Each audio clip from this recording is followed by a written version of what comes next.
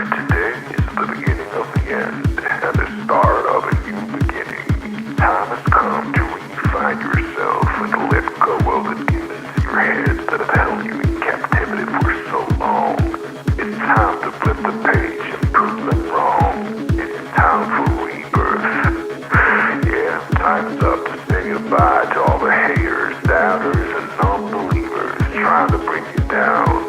In the blink of an eye, you'll realize that there's so much more to the book than the page you were stuck on.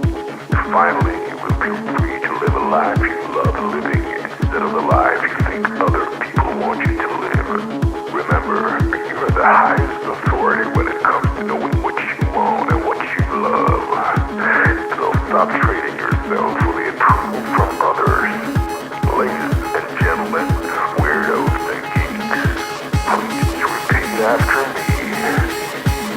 I don't give a fuck.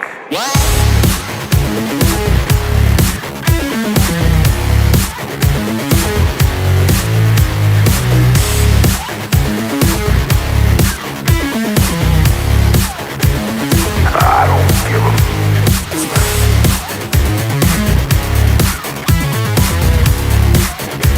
I don't give a fuck.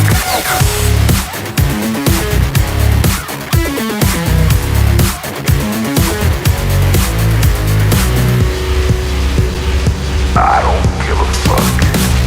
I don't give a fuck.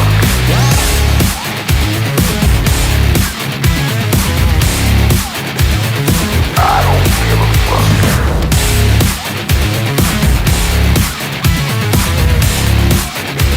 I don't give a fuck.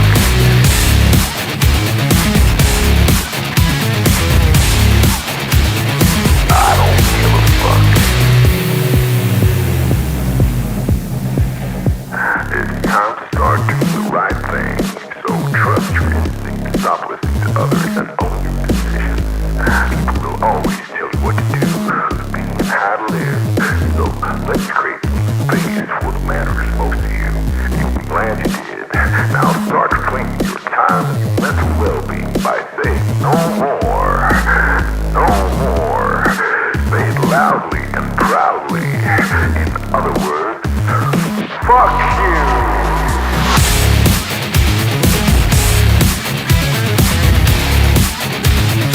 I don't give a fuck.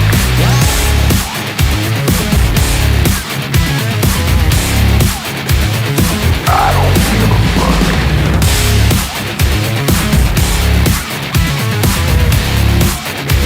I don't give a fuck.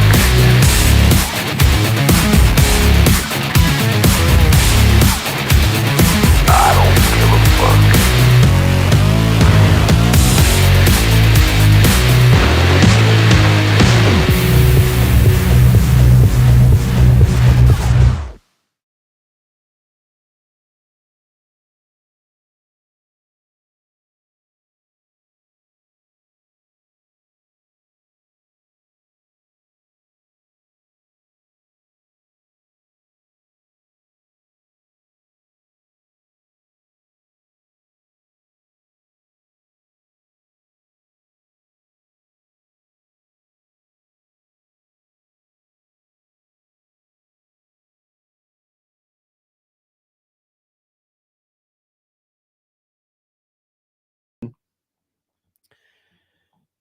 And yeah. Let me tell everybody what's going on. I gotta unmute that.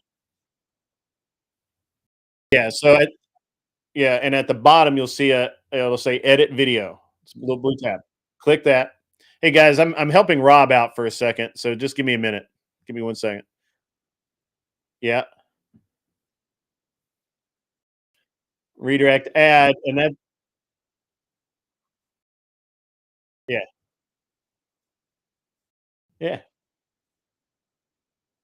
yeah. You just pull up the video that's live right now, and then copy and paste it in there, and then click it, and then hit save. You got to hit save. If you don't hit save, it doesn't happen.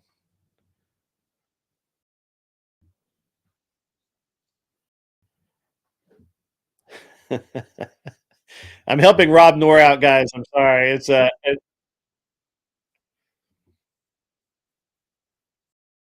I have a that's my old channel that I had for the race team, but the new one's an unreasonable man. Search an unreasonable man, and it'll have my shining. I'm live right now. I can give you the link actually. Can I put? Do you allow the posting of? Okay, you got me. All right, cool.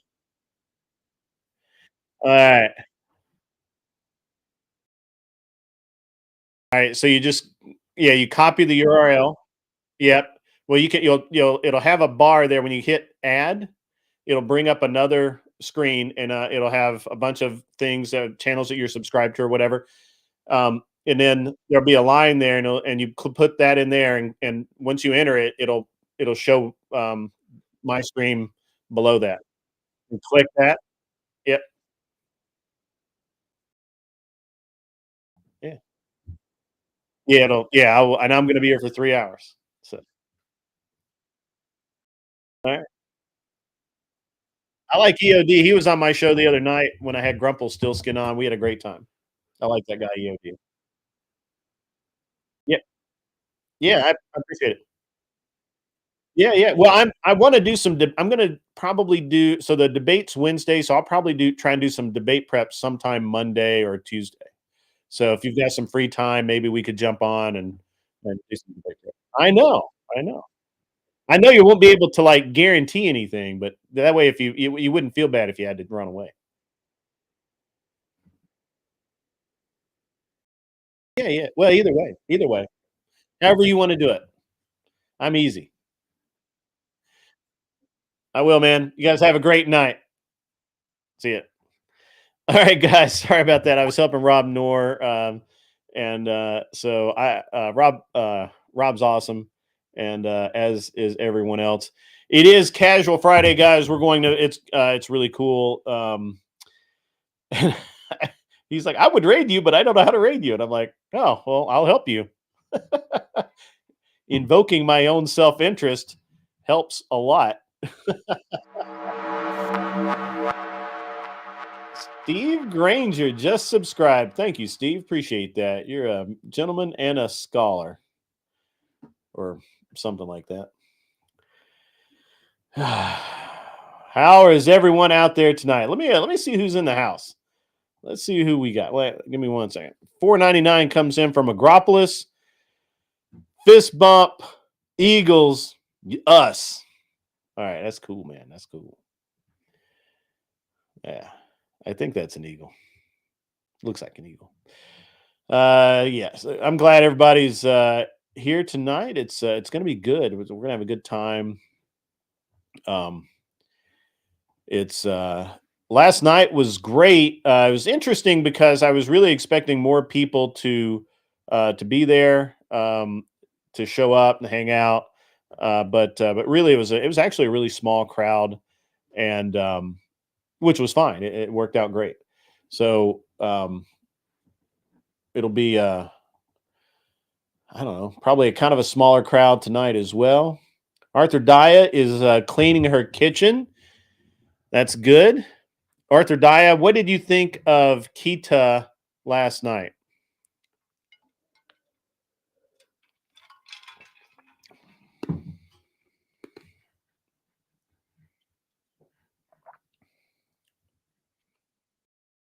Arthur Daya needs to clean your kitchen. All right. I don't have a guest tonight, so if you guys want to, if somebody wants to come up and shoot the crap, that's great. I feel like it's Anson Knowles. I think he's probably chomping at the bit too, because he's Anson Knowles. It's what he does. Um, yeah, you gotta wonder. You gotta wonder about that, right? Why did Arthur Dye let her kitchen get dirty? Isn't she a medical professional? Used to working clean. I gotta get the link out. Sorry guys. I didn't even promote this show tonight. I don't know how many people we're gonna have in, but I didn't even man, I jumped. So the thing is I've been busy all day. I've had just a lot of stuff going on. And I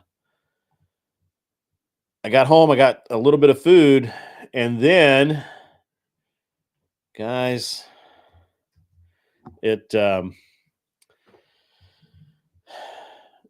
I came in to set up, and then I jumped on Rob Norris' stream and chatted with him for a while. It's going to be great. It's going to be awesome. We talked mostly about the debate next week on Wednesday that I'm going to have with Average Debate Enjoyer, and I think it's going to be awesome. If I was a younger man, would I be a correction officer? No, I would not. Although I am actually wearing a prison, a UK prison guards sweater. I just put the link in the mod chat. If we could get one of the mods to please give our buddies Anson Knowles the good stuff. $5 comes in from the Raging Patriot 1776. I hope you're doing well, sir. I really do. Repeal the 19th Amendment and send them back to the kitchen to make sandwiches. Great again. Laughing out loud, evening grid, chat and haters. Let's fucking go. Yes, let's go. Let's go.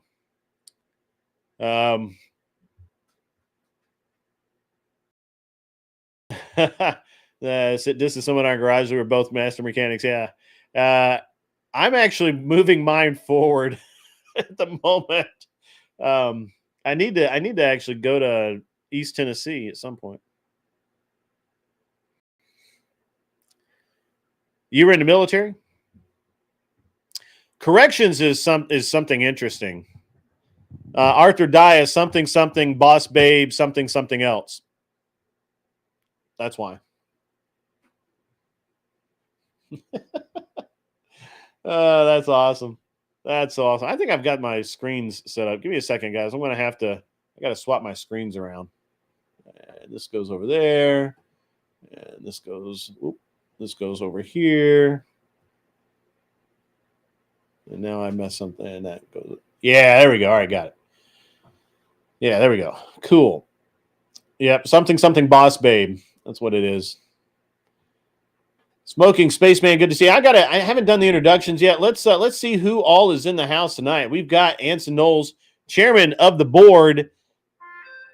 Probably because he's had to go back to work, like for real, in the office. He can't goof off anymore. Agropolis is in the house. K2 Keep on Trucking is out there, and so is Lord of the Pies. Wonder Dog, good to see you, sir. Good to see you. K2 Keep on Trucking. I already said that, I think. That's okay. He's a good dude. Like him. 13 has made it. He's shown up. He's in the house. Silver Ogre, my man, in the house. It has been a rough week. For sure. You guys keep repeating that over and over again. Kevin L. is obviously in the house. That's good. That is good. You guys have arrived. All right. Tim Hale, criminally funny. Get on up here, buddy. We need you. We need some jokes on this show. I've already heard all of Anson's. So I was Boomer Tech Support, you guys. I was helping the great Rob Knorr. Mr. Boulay in the Department of Numismatics wishes everyone a happy weekend. Good to see you, sir. Glad to see you in the chat. Glad to see you, sir. Wicked Wally's out there. That's cool. We could have a whole panel of funny fuckers tonight, Anson. Yeah, man. Let's do it. Let's make it wild. Get a link and jump up here, buddy. Come on, man. Come on now. Don't be shy. Arthur Dye, obviously, in the house. Raging Patriot, my man. Big Jake out there in the house. Smoking Spaceman. Smoking Spaceman, by the way, has been awesome. That dude is nothing but a lot of help. Tons of help. Gimpy is out there in the house. Gimpy, if you would like a link, you may also have a link. You don't have to. There's no obligation. Ghost 1978 is in the house. Seriously, Shelby, surprise, mofo's. Look at that dude. He just slides right on in, just like teenagers' DMs. So an illegal teenager. Because Shelby's older than I thought he was. I actually thought seriously Shelby was like seriously 18 or 19, but he's older than that. Just gonna tell you, he is. And there you go, guys. We've got a lot of people in the house tonight. It's gonna get. Hopefully, we get a few more. It's gonna be great. What do you guys want to talk? What do you want to talk about tonight, Anson? Well, I mean, it runs the gambit. It's been a super busy week, man. I mean, it's in terms of internet, not real world stuff. Real world stuff's been kind of boring, just the demolition of the Department of Education. Not really anything super interesting going out there in real life. So, okay, and Trump talking about what is that, the Ukraine war ending probably. He's buddy with Putin. We all knew he was a Russian asset, so he's just proving right, yeah, we all knew. Hey, I have a, actually, I want your take on this for a second. What do you think about Putin? I mean, not Putin, Zelensky on a world tour trying to get support so he doesn't have to declare peace? Well, I mean, just like any other dictator, there has to be some sort of external threat going on in order for him to maintain power without real elections or, having the support of his public. Right. Yeah. And we do the same thing here in the United States with our perpetual war state. So, I mean, he's just following the same playbook that Western society has taught him he should play. I think you're right. It's very interesting. I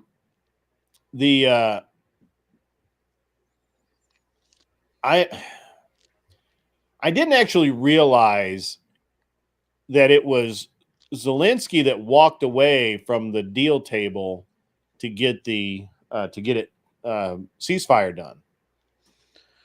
I honestly thought Putin was the one that torpedoed that deal. Are you talking about the original one back a couple of years ago? No, the one that they just had just a couple of weeks ago, or maybe just a week ago or something. I was reading it. I was reading in the news that Zelensky said that he will never come to a ceasefire with Putin. Well, I mean, that might be rhetoric, but yeah, I mean, that's fine. As long as he understands that the American people aren't going to pay for him to do whatever it is he's doing. I don't really care what he does. Yeah. I mean, if Russia wants to take the rest of that country and just turn it into another part of their federation, that's their business between them. Isn't that kind of the option at this moment? Yeah, right? I mean, basically, what's happened is that what is it? Zelensky has basically, assumed dictatorial power over his country and ended all elections. And Putin's, it'd be like if a dictator took over Mexico and started getting rid of all of the Americans that were in Mexico systematically, which is what Zelensky did in Ukraine. And what would the United States do to respond to that if all of our people in Mexico were suddenly being harmed by the government there? I mean, it would be a tense situation, right? Yeah, absolutely. Yeah. So absolutely. yeah, I mean, all I know is from watching Putin, do what he does. He's a man of his word, right? Is this for real? What the hell? He's green mailing us to this motherfucker is out there green mailing us? And that actually makes sense because we've got a really bad track record of causing mayhem and that's very Ukrainian, by the way. Yeah.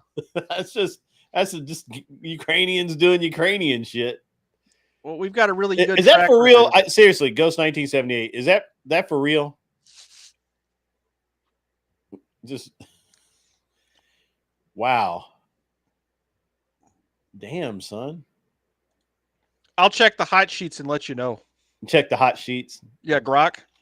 Oh, who was it? I was in a debate the other night, and or last week sometime, and the guy was literally like making his arguments using fucking Chat GTP, and I literally called him out on it. I think 13 may have clipped that for me, so because where I call him out, like he named 4 things, because that's how Chat GTP works, is it gives you bullet points, and the he named 4 things, and I addressed each one, and I'm like, so make an argument now, and he's like, well, I just did. And I'm like, no, you gave 4 bullet points, and I addressed each and every one of them without the use of Chat GTP, and he was like, oh, Chat GTP is fine, man. I was like, yeah, okay. Yeah. Chat GTP adjusts itself to your biases. Yeah. So the thing about Chat GPT is that it is notoriously unreliable at providing specific information, right? If you ask it to do something like analyze the text in a document and then provide examples of the analysis in the document, what it'll do is just make stuff up. Like, it won't actually quote the document and give you examples of it. It's got all kinds of bugs in it that need to be worked out. I use it for thinking purposes. I get in arguments with it and try and build my own knowledge of things with it. And cool. And it's really bad. Yeah, Tim Hale is right about this. I don't know that I don't believe he's writing an article for work. I don't think he can write, first of all. I don't type. Maybe if he had said typing an article, I would have bought that. But the Ukraine negotiations reflect a bizarre trend in modern geopolitics in which weaker vassals, that means employees, try to bully their benefactor overlord states. He's probably onto something there.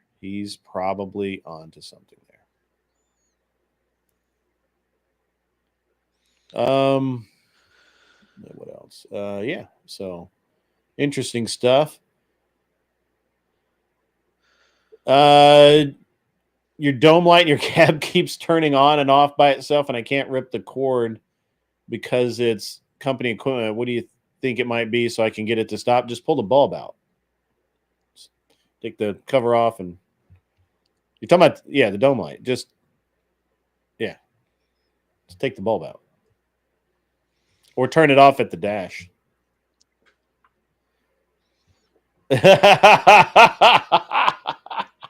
Tim Hale has been hanging out with, obviously he's been around Anson Knowles too long.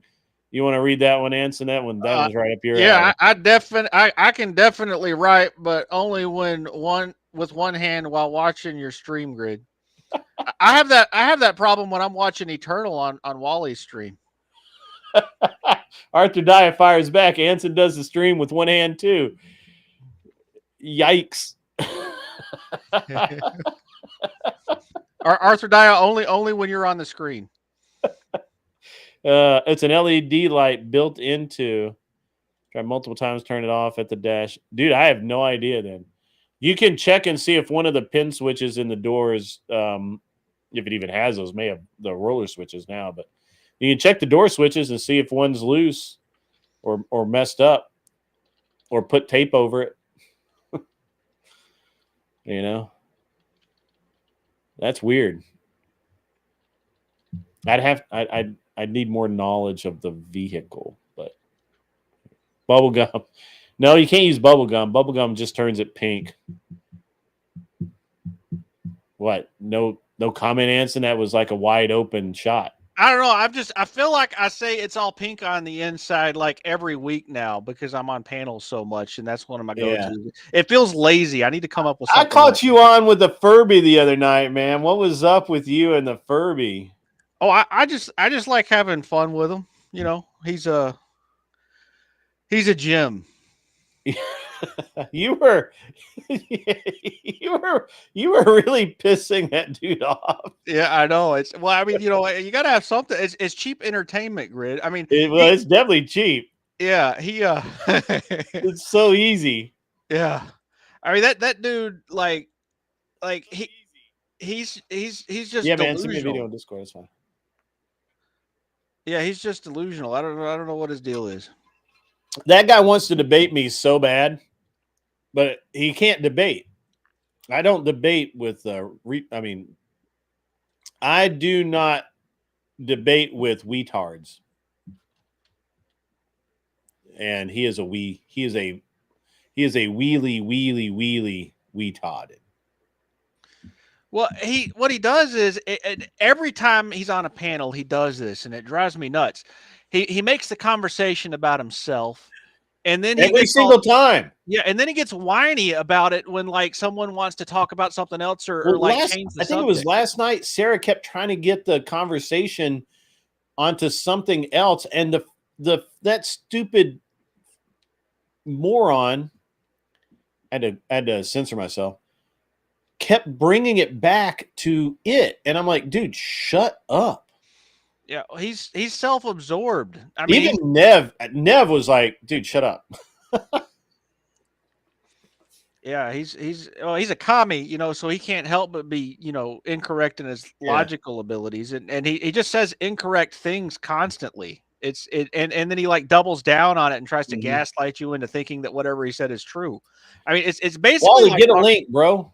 I'm gonna send Wally a link. Dude, it was nuts, man. There's something wrong with that. There's something wrong with it, dude. Like, yeah. Like, So did you catch Wally and Eternal's stream on Thursday night, Grid? no, I did not. Oh man, that was a beautiful show. Was it objectively beautiful? Objectively beautiful? Why were you objectifying that young lady? I don't have to objectify her. She does it all for herself. I just watched the show. Okay. All right. So some women know how to treat themselves like objects, and she's definitely one of them.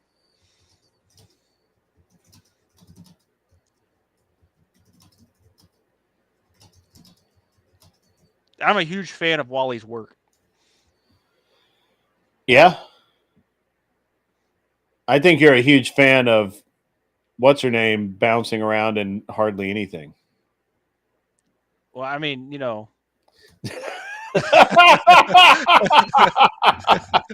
That's Wally's work.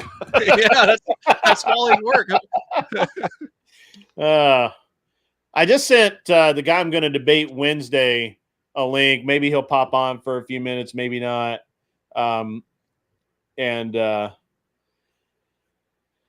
We can pregame some of the debate together, you know, kind of, you know. Yeah, you want to bounce some ideas off me, Grid? I'm good at that. Have you heard the premise of the debate and all of that? No, okay, give it to me. What is it? So he is all right. So, and I have his entire argument by the way. Well, I'm supposed to have it. He said documents 90% done. You can get pretty much what my argument is, and this thing is tailored for a Trump-loving right-wing Christian audience. So you better come correct because I might fucking change your mind if I play my cards right. Ha ha ha ha. That was 4 ha's. And so basically, but in the same, he also says, sounds awesome and prepare yourself for the ultimate in good faith Reddit tier try hard subject based debate where the only thing I say about your character is my appreciation for spending time on this. That's pretty legit. Let's see if that's him. No, that's Wicked Wally. What's up, Wicked Wally? How's it going, Grid? How's it going, Anson? Man, I'm good. Wally, the genius. How you doing, man? Just got home a little bit ago, cracking a beer. Man, I'm a huge fan of your work. The beer I bought because it has Wicked in the name. Of course. Why would you not? Yeah, so he is so it's over isolationism versus interventionalism. Since he didn't pick globalism, that forces me into I am a non-interventionalist and he is an interventionalist, right? So that kind of changes the dynamic a little bit. It's not pronounced non-interventionalist. It's pronounced non-interventionist. Okay, thank you. Yeah, I just didn't want you to get laughed at in your debate. I'm really worried about that. Well, I already took the liberty of providing Grid a couple of good kill shots for the elections aspect of that. Yeah, and there's a so it's a this guy is actually really good faith. He's really good, and he always intends to be, just a solid debate. I believe that, and he hasn't actually given me. I mean, he's given me some insight into his position, but basically, he doesn't believe that I can show that isolationism or non-interventionist is beneficial to the country. That it's better if we are, if we are actually, in fact, basically messing around in everybody's business. Now, my take on my arguments are going to be based around the fact that for the last 70 years since World War II ended a little over 70 years ago, but I just round number it 70 years. So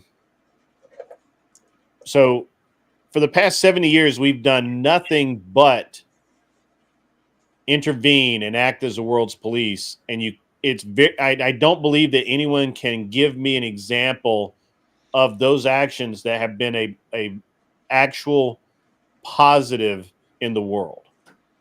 Yeah, I'll send you Ron Paul's talking points on that, because he covered that for decades and did a whole lot of work with the Austrian economists on that. And he's kind of like the go-to guy in terms of modernity for anti-interventionism. Yeah. So I'll send you his talking points, because that'll really help you, Grid. Sure. I don't know if you send them to me. Yeah. So my talking points are really simply that we have been in a state of war, declared or not, since the end of World War II. We moved right from World War II into Korea. Yeah. Korea, Vietnam. Vietnam, we were already messing around in Iran, Iraq back in the 50s before the Vietnam War. But we didn't really, but then we had to go back there after Vietnam because, first of all, we were in the neighborhood. Why not? And, can't have the troops come home. They can just go to Afghanistan and Iran.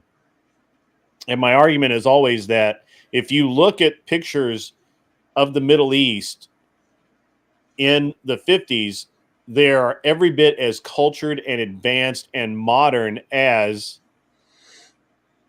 the United States. Yeah, it's immoral what we did to them. I did not watch Tim Pool today, by the way. Smoking Spaceman. I'm sorry. I have been busy all day. So we, in our infinite wisdom, and by we I mean the CIA, DIA, NSA, whatever organization, we removed from power the I always get this wrong. We removed the elected leader, president, I think, and installed the Shah. When we installed the Shah, that opened the floodgates for fundamentalists to come back into power. And then they declared Sharia law. Fast forward 20 years, and we're back over there after Vietnam, trying to clean up that mess. We were like, okay, we got to go. We're out. And then we come back. Charlie Wilson's war, right? That was in the 60s or late or early 70s into the 80s. Yeah, Afghanistan. Yeah. Right, in Afghanistan, we armed them all, taught them how to fight. Which would never bite us in the ass at all, ever. Yeah, that would never hurt us. That and doing that created Al-Qaeda, ISIS, and all of these other groups. our justification for it was, well, this is Russia's Vietnam. Afghanistan's, they need a Vietnam, which is the dumbest fucking thing I've ever heard, to be honest.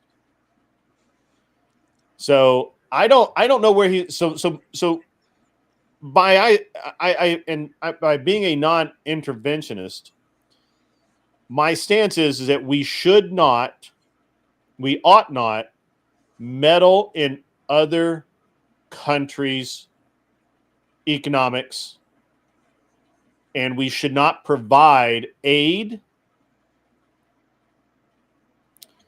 We shouldn't provide aid or support or military. We shouldn't loan our military might out, so that other countries don't have to spend their money to protect themselves. Okay, that's bad, right? Economically, that just doesn't make any sense. It doesn't make any sense for me to get my ass kicked every day, but I'm buying Wicked Wally a bodyguard, right? I think it makes sense.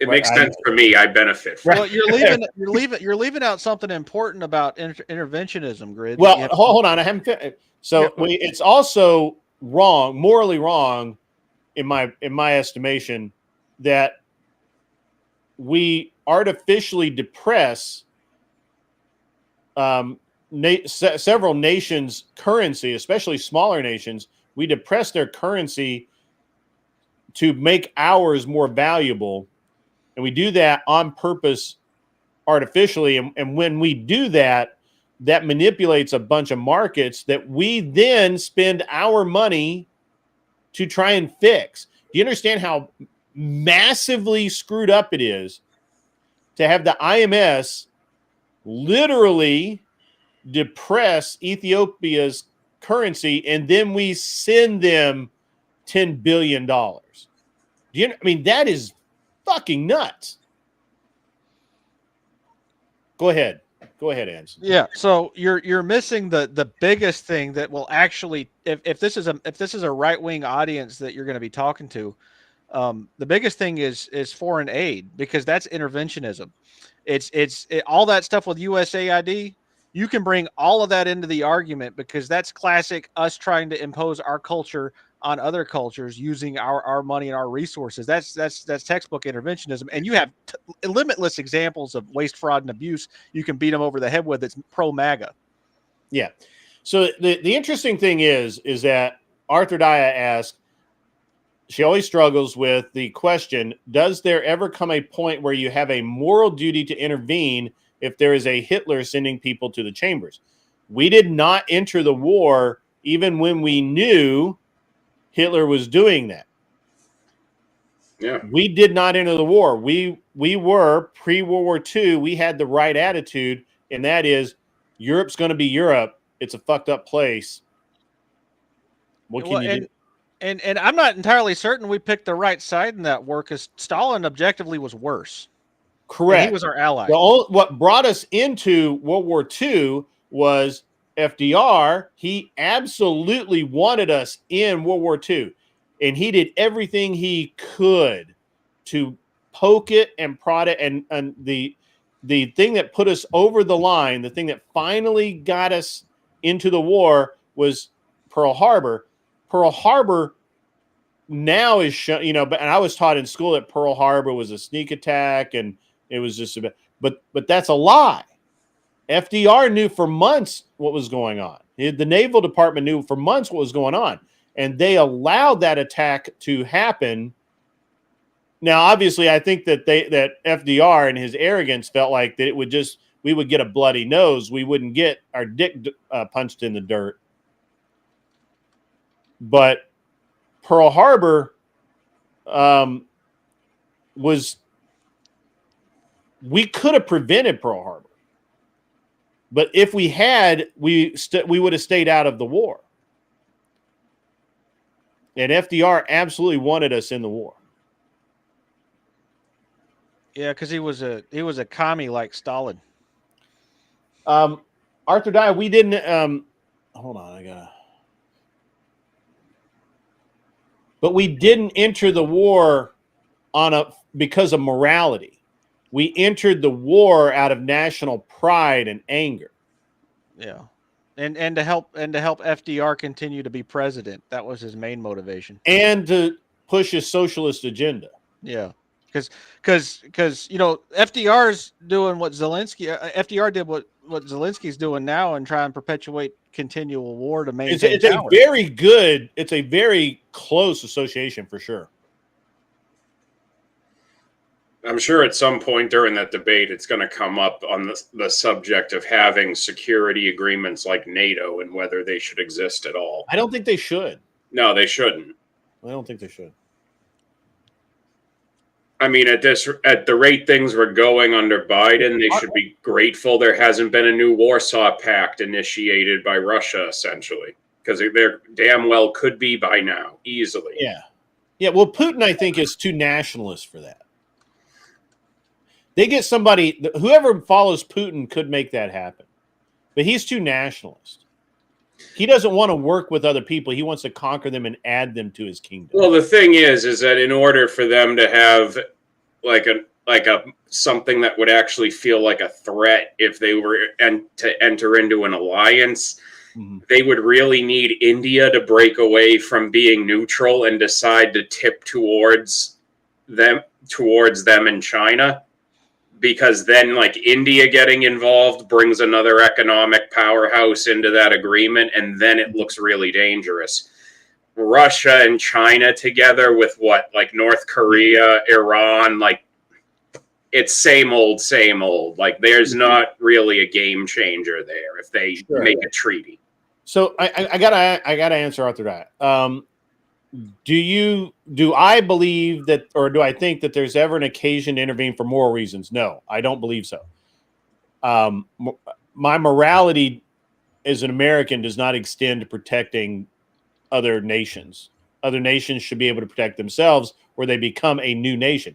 This is how new nations are born. It's how our nation was born, right? If the French had not been such dickheads, the English would never have become bigger dickheads. Now, we got help, but we paid for it. The French didn't help us out of morality. The French helped us because England was their enemy, and we paid them cash money. And so, no, I don't believe that that's accurate. So there's that. I don't believe that there's a morality to it. Well, and perpetual war is what feeds the deep state, right? All those people that tried to take out Trump his first term. Yeah. If you want to get rid of that deep state, you got to end the constant wars, because that's their pay pig. It is. Well, and that's what FDR figured out. FDR figured out that the more war into the more the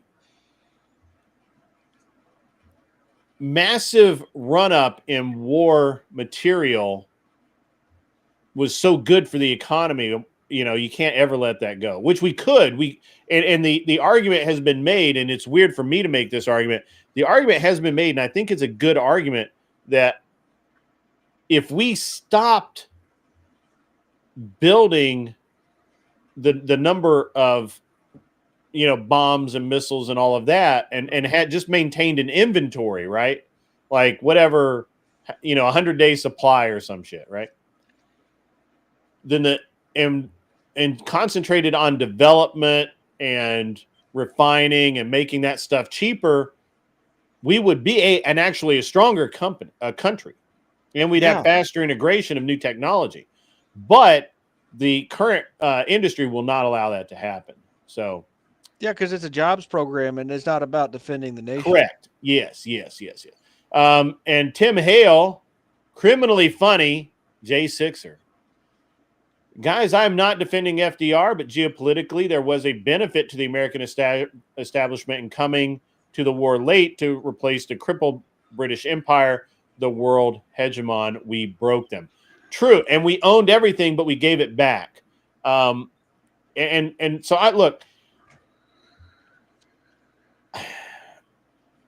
I think the war itself was no big deal, right? Not no big deal.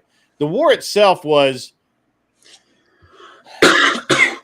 arguments could be made that from a nationalist perspective, we probably could have entered into it earlier, just based on, well, all of these people are fighting and we can own part of Europe, right? And we ended up doing exactly that. The problem was that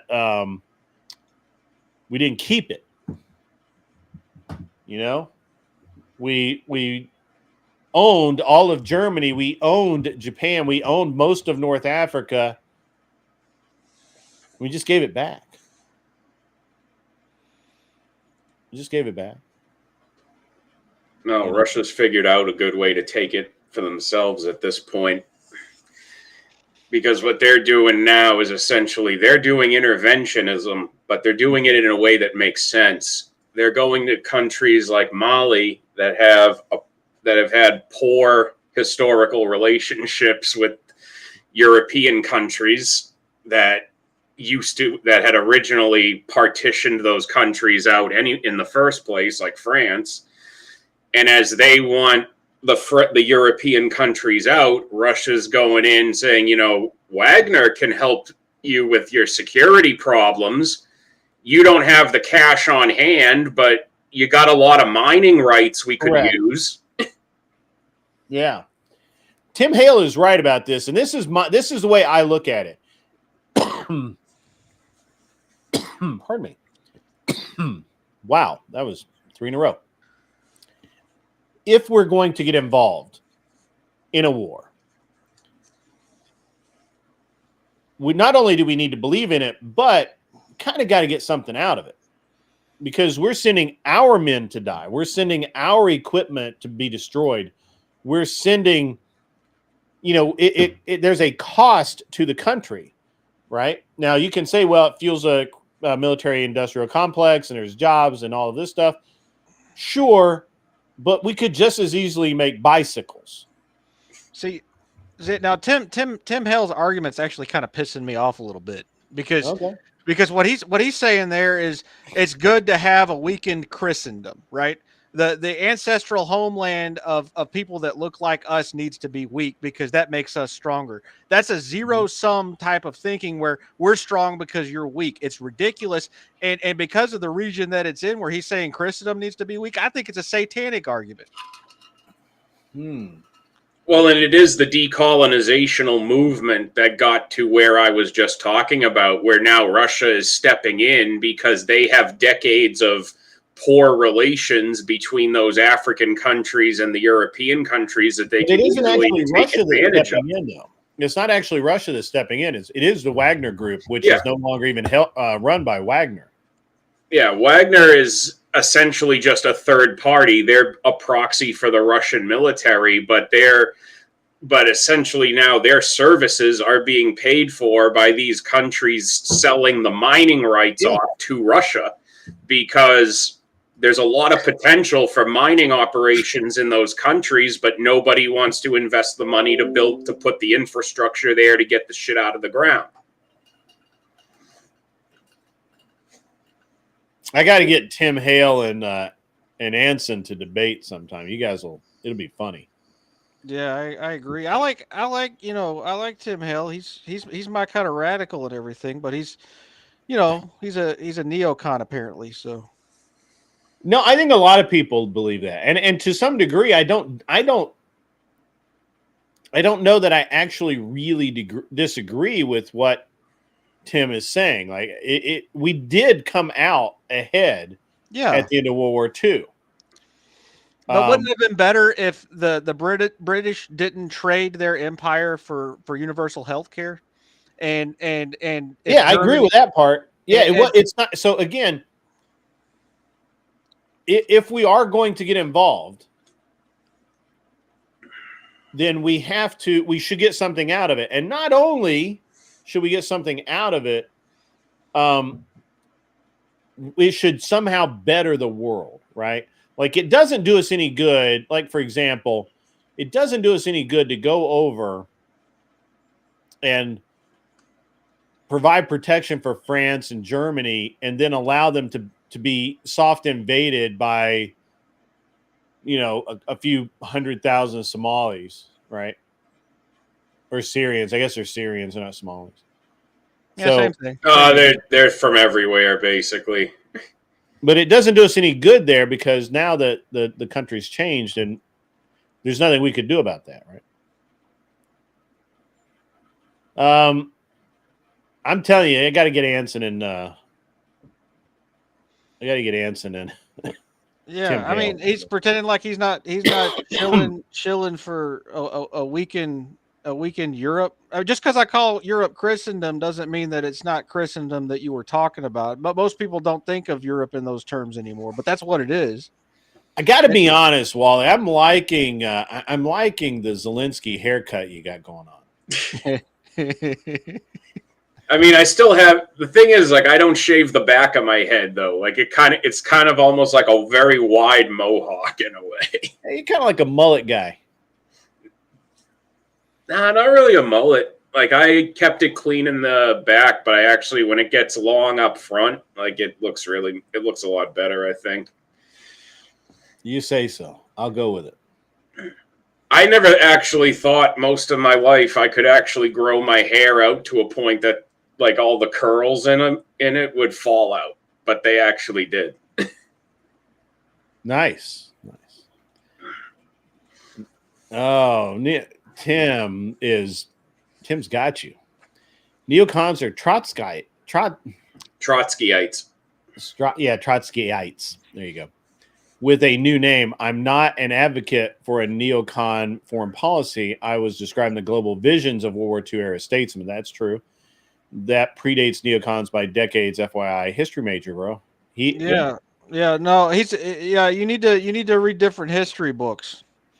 You got the wrong history, bud. Isn't it? It is important to have the right history book. That's for sure. Yeah, that's for sure. So anyway, back. So the debate will. That's how the debate's going to go. I think he's got really solid arguments for all kinds of things. Us being the world police, how we provide safety and security, so that Germans can sleep at night and enjoy their health care that's made possible by the United States of America. And I think he'll have great arguments for that. He's supposed to send me the arguments at some point. He has not yet, but he's supposed to. And when he does, we'll get into it, and it's going to be fine. It's going to be a good time.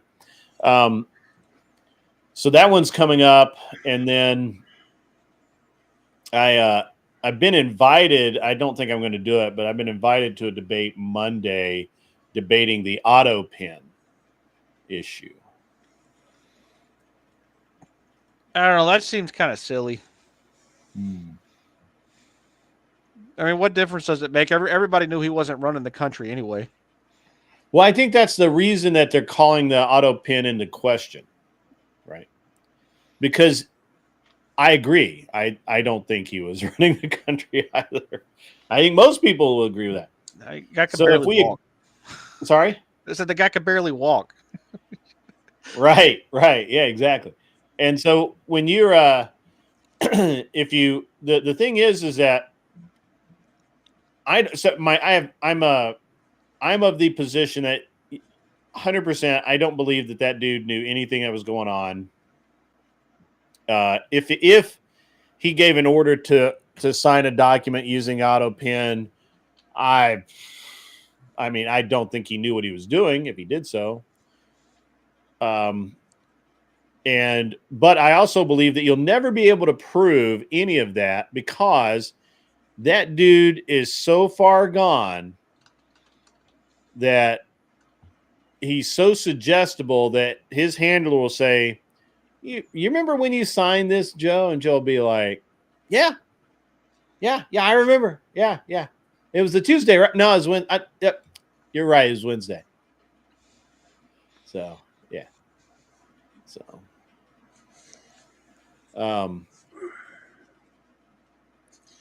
yeah, so that's, I don't really have a position other than that. I think that absolutely, probably. So, you know what really makes me think about this?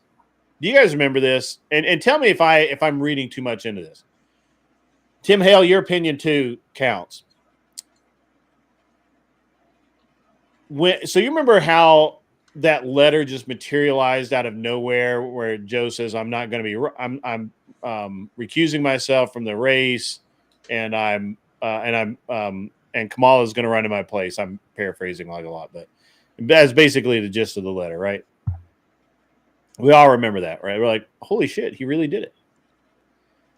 And the thing is like a couple of days later, he in a press conference, he was kind of acting like he was still running, like he didn't realize that he was that he had dropped out.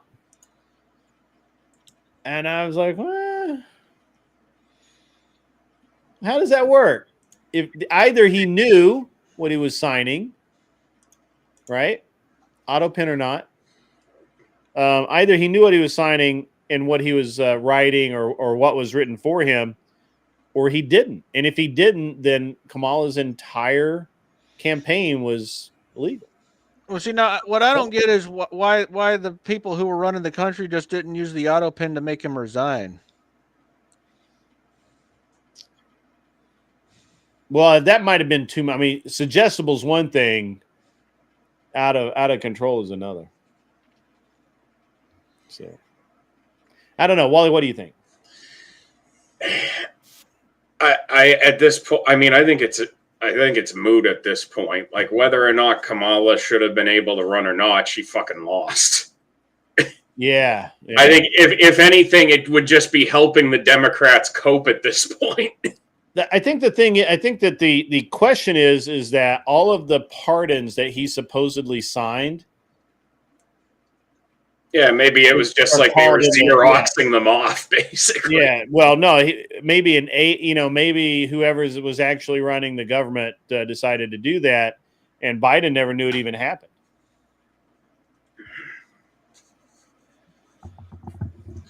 Yeah, that is right. That is true.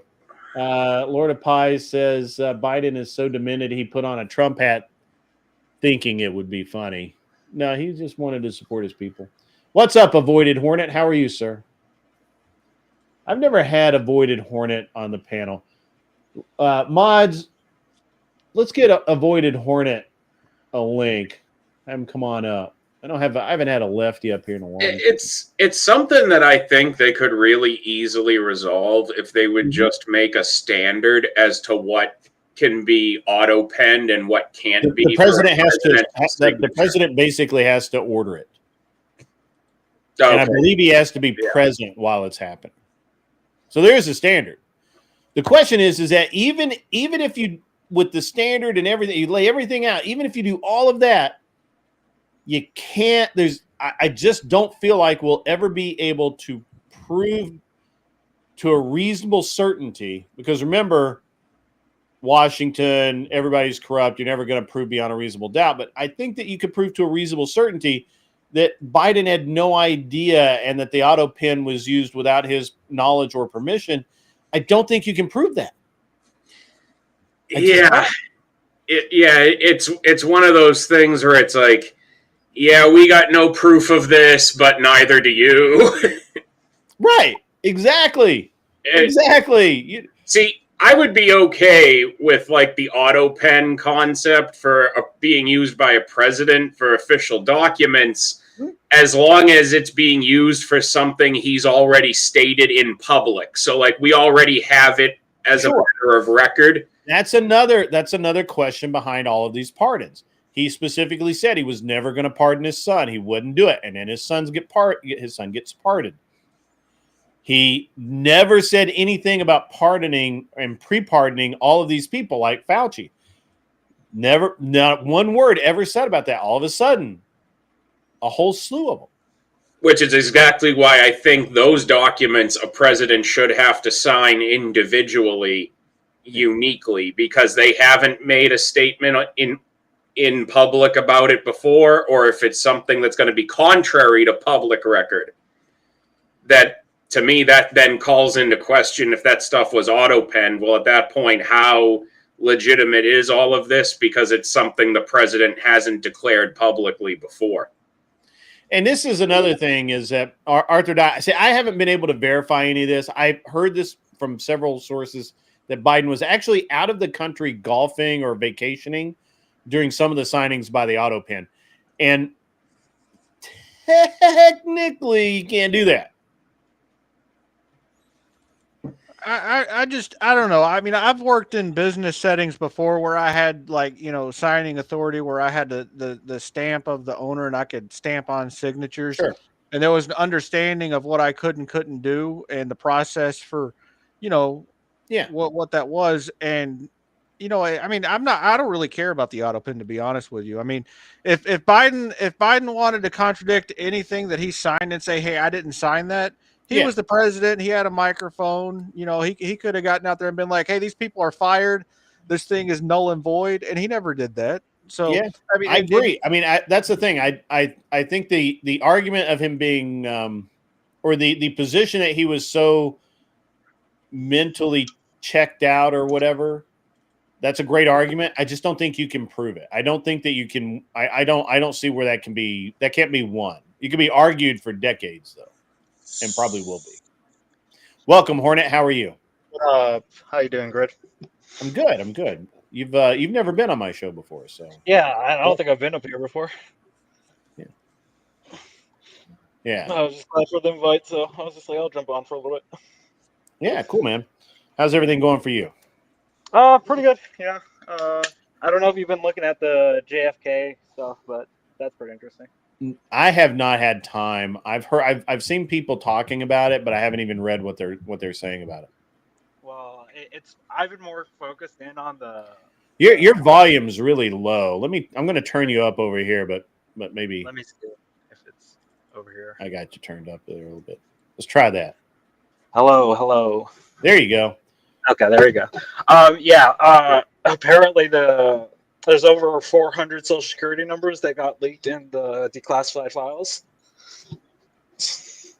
So it's a pretty big data breach.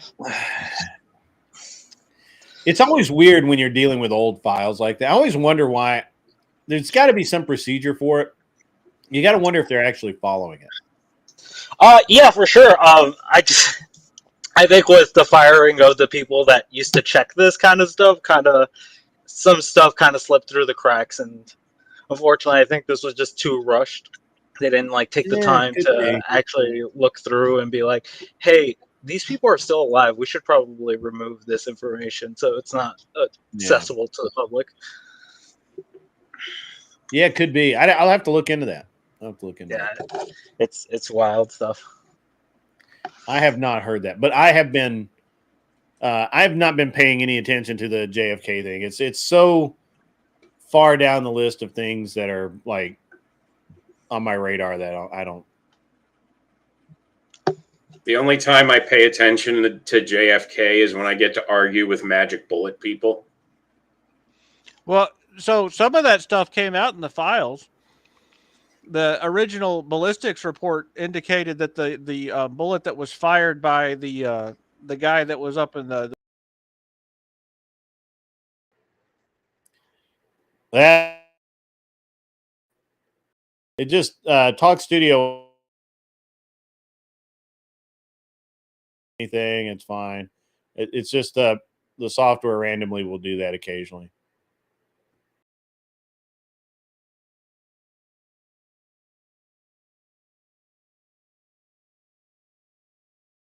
Hey, look, it's me. How you doing, Hornet? I guess it's up right now. Yeah, it's up to us. We're carrying the show for Grid. All right, I'm going to talk. Oh wait, Grid's back. Never mind. There you go. Something with the program, sometimes it'll just lag out and do that stuff. So, my apologies. Seems to be working for now. So, yeah, cool. All right. Where was the ballistics for the shooter? Oh, Anson was saying something about the ballistics. So there's the ballistics. The original ballistics report showed that Lee Harvey Oswald's bullet didn't actually pierce JFK, and that there were other shooters like that was in there. Also, all the CIA involvement, and a lot of the conspiracy theory stuff wasn't actually conspiracy theory stuff. In addition, like all these documents should have been brought to the Warren Commission, but they weren't. They were hidden from the Warren Commission when it was originally researched. So there was a huge conspiracy to withhold information from the people who were supposed to have oversight. And yeah, I mean, all the conspiracy theory stuff has basically been proven true. Well, to a degree, there's like ultimately, like when you're reading through the report, it's basically just laying out the same story we've heard a million times over. That yeah, we had suspicions of multiple shooters. That was like something that they talked about, but it wasn't like confirmed, and they basically brought it down to Oswald was the lone gunman. Yeah, I mean that's the way to gloss over it to glaze the government if you wanted to. Go ahead, No.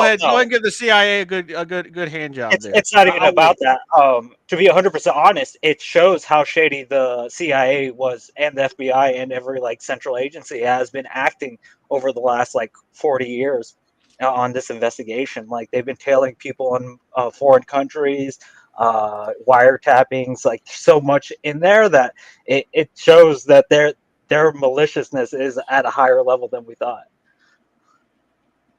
Anson, what are you doing? I'm just playing with the new settings that I figured out how to mess with. He's always playing with something. Anyway. Well, I mean, between your background and his grid, you've got a gun rack. There you go. Nice. That's good. That's good.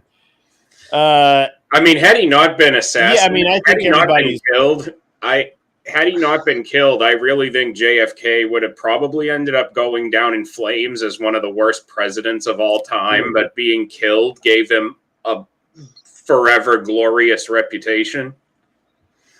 Because keep in mind, like the stuff, like the Marilyn Monroe shit was gonna come out eventually if he hadn't died, and that would have ruined his reputation publicly. True. And people try to give him credit, be like, well, he resolved the Cuban Missile Crisis. Well, he also got us into it in the first place, but nobody ever has that conversation. Right. Well, he personally didn't get us into it, but certainly he knew all the guys who did. So, yeah, Angel Berber came by, Axe Inquisitor, stopping by. Mikey Balls is in the chat. Good to see you, sir. Good to see you, Mikey. I mean, I 100% believe a lot of the. Well, I mean, I've thought that that it was a definite. I mean, it was just a lot of conspiracy. It definitely wasn't a conspiracy theory. It was just a conspiracy. So yeah, but then the whole reason certain things get spread is because there was actually complete misunderstanding of certain things as far as like the scene of where it happens. Like the whole reason there even has always been this magic bullet bullshit around it has been because people who use that as a part of their conspiracy deliberately misrepresent where Kennedy was sitting in the vehicle versus Governor Connolly. right. That the magic bullet theory is 100% reliant on them being directly in back in front of each other, whereas in reality they were off center of each other in the car. Right. Like, I believe Connolly was to the left front of Kennedy, not like directly in front of him. Yeah. But that's where something that people latched onto came from, and then it becomes impossible to set the record clear with those people. It's true. It is true. Hornet, what do you think? Personally, I just kind of think it was just a big load of nothing. The only thing that came out of this was now we have put some of our national security at risk with some of the information that is leaked out being like, oh yeah, we are definitely like sending spies to these countries to infiltrate, do things that we need to do. Like, I don't think confirmation of that should be publicized to the general public, but So your position is that the other countries didn't know we were spying on them, but now they do. Yeah, that most countries probably don't get a letter being like, "Hey, I'm going to spy on you." Otherwise, spying wouldn't be effective. I don't even know how to argue with that, man. I mean, it's just so ridiculous. I mean, you're like trying to find something wrong with Trump because you don't like him, right? He did something wrong, No. and like the slightest little thing because you're deranged with the thought of I Trump. don't. Is that what it is? This isn't a slight thing. This is a humongous thing. I don't know how you don't see that. Like, this is a humongous national The security humongous issue. thing is that it wasn't released 50 years ago. That's the humongous thing. Yeah. So we talk about, like, even 50 years ago, if we released this, that would still be a national security issue. You understand that, right? But no, the national security issue is that the CIA knew that Jack Ruby and Lee Harvey Oswald were hanging out in the weeks in advance, and that Jack Ruby was talking about the CIA involvement in the actual assassination of JFK, and that he died shortly thereafter, right? Mysteriously. So the actual national security threat is that the CIA has basically been able to run roughshod instead of being restrained like they should have been. So you don't think that the CIA has been restrained in any way No, through any period of this? no, not at all. Okay. I would suggest read the leaks.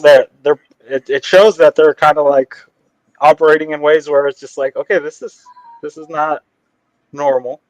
Yeah, I know they should be abolished. The CIA shouldn't exist. I Thank you wouldn't for go pointing that that far. out. I wouldn't go that far, but I would say, like, yeah, obviously there are situations where we need to be very careful about how we're using our foreign agents. What Yeah. organizations? Actually, this is a great question for everybody. What organizations do you think should not exist? FBI. Why? Just one? Well, I'll start there because literally, I'm just waiting for them to catch that pesky Al Capone motherfucker and disband as was originally intended in their mandate. Yeah. I got you. All right. How about you, Anson?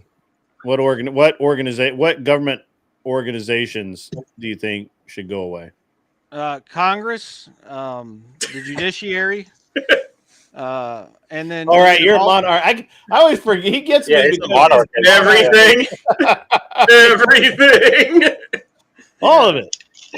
Yeah, Definitely get rid of the Department of Education because it's never actually taught one kid how to read. yeah. It actually gets in the way of them learning how to read. So Yeah. that's good. How do you even do that?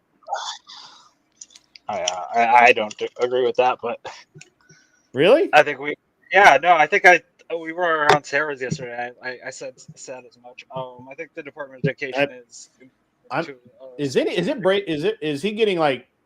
Yeah, Lord, Hornet's buzzing a lot. No, sorry. It's I'm smoking at the same time, so I'm turning away from. Gotcha. All right, cool. What were you saying? The Department of Education? What? I think it sets the minimum bar of what each state has to do versus like what they're not allowed to be like. Hey, I get to set the minimum bar for whatever the fuck I want to teach. And I think that puts us all on an even playing field when we're applying for jobs. I think particularly if we remove the Department of Education, red states were suffer.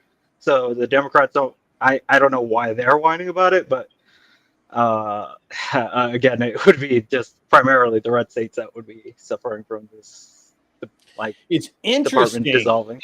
The Department of Education thing is interesting because it didn't used to exist, and the grade levels for reading and stuff meant something, and now it doesn't. Now that they do exist, it doesn't mean anything because, like most high school graduates, I think it's something. Somebody will correct me. Tim Hale probably will correct me, but I think it's something like 70% of high school graduates, people applying to colleges, can't read past the 3rd grade level or 5th grade level or some shit like that. I think that's very funny. I don't know if that's statistics. Well, my chat will correct me in a minute, and they'll tell me I'm a fucking idiot. But yeah, we're good at that. So, if I don't think that I don't think you can make a successful argument that things have improved for anyone with the Department of Education in place. Oh, it's not making it it's not an argument of making things better. It's an argument of if removed, it becomes worse. Like that's the argument I'm making. Yeah. Wait, Because wait, to hold be on. 100% Wait, hold on. Let me make sure I understand this. Your position, your statement is that it doesn't necessarily make anything better, but say that again. I'm sorry. I didn't really follow that very well. Anson, what the fuck are you doing? Yeah, no. So the position is that the Answer Department was of just Education making an ass of himself. does do like create like a level playing field. Does it necessarily mean it's going to get the best approach for schooling? No, absolutely not. I think we can It all point absolutely out. does not create a level Yeah. playing field at all. Well, a level. It's You supposed to can't create prove the that. minimum Prove bar, that. right? But richer states, Prove that out. richer states. Give me an example of that. Well, because most funding. I hate that his volume it keeps going in and some of out. the Can richer you? states too. I don't know if you're still smoking or what. Maybe let me make sure you're making I- this turn. I think it's a lag on my end. Sorry. Oh, that's so. It's just like you start out great, and then it's just like really quiet. All right. So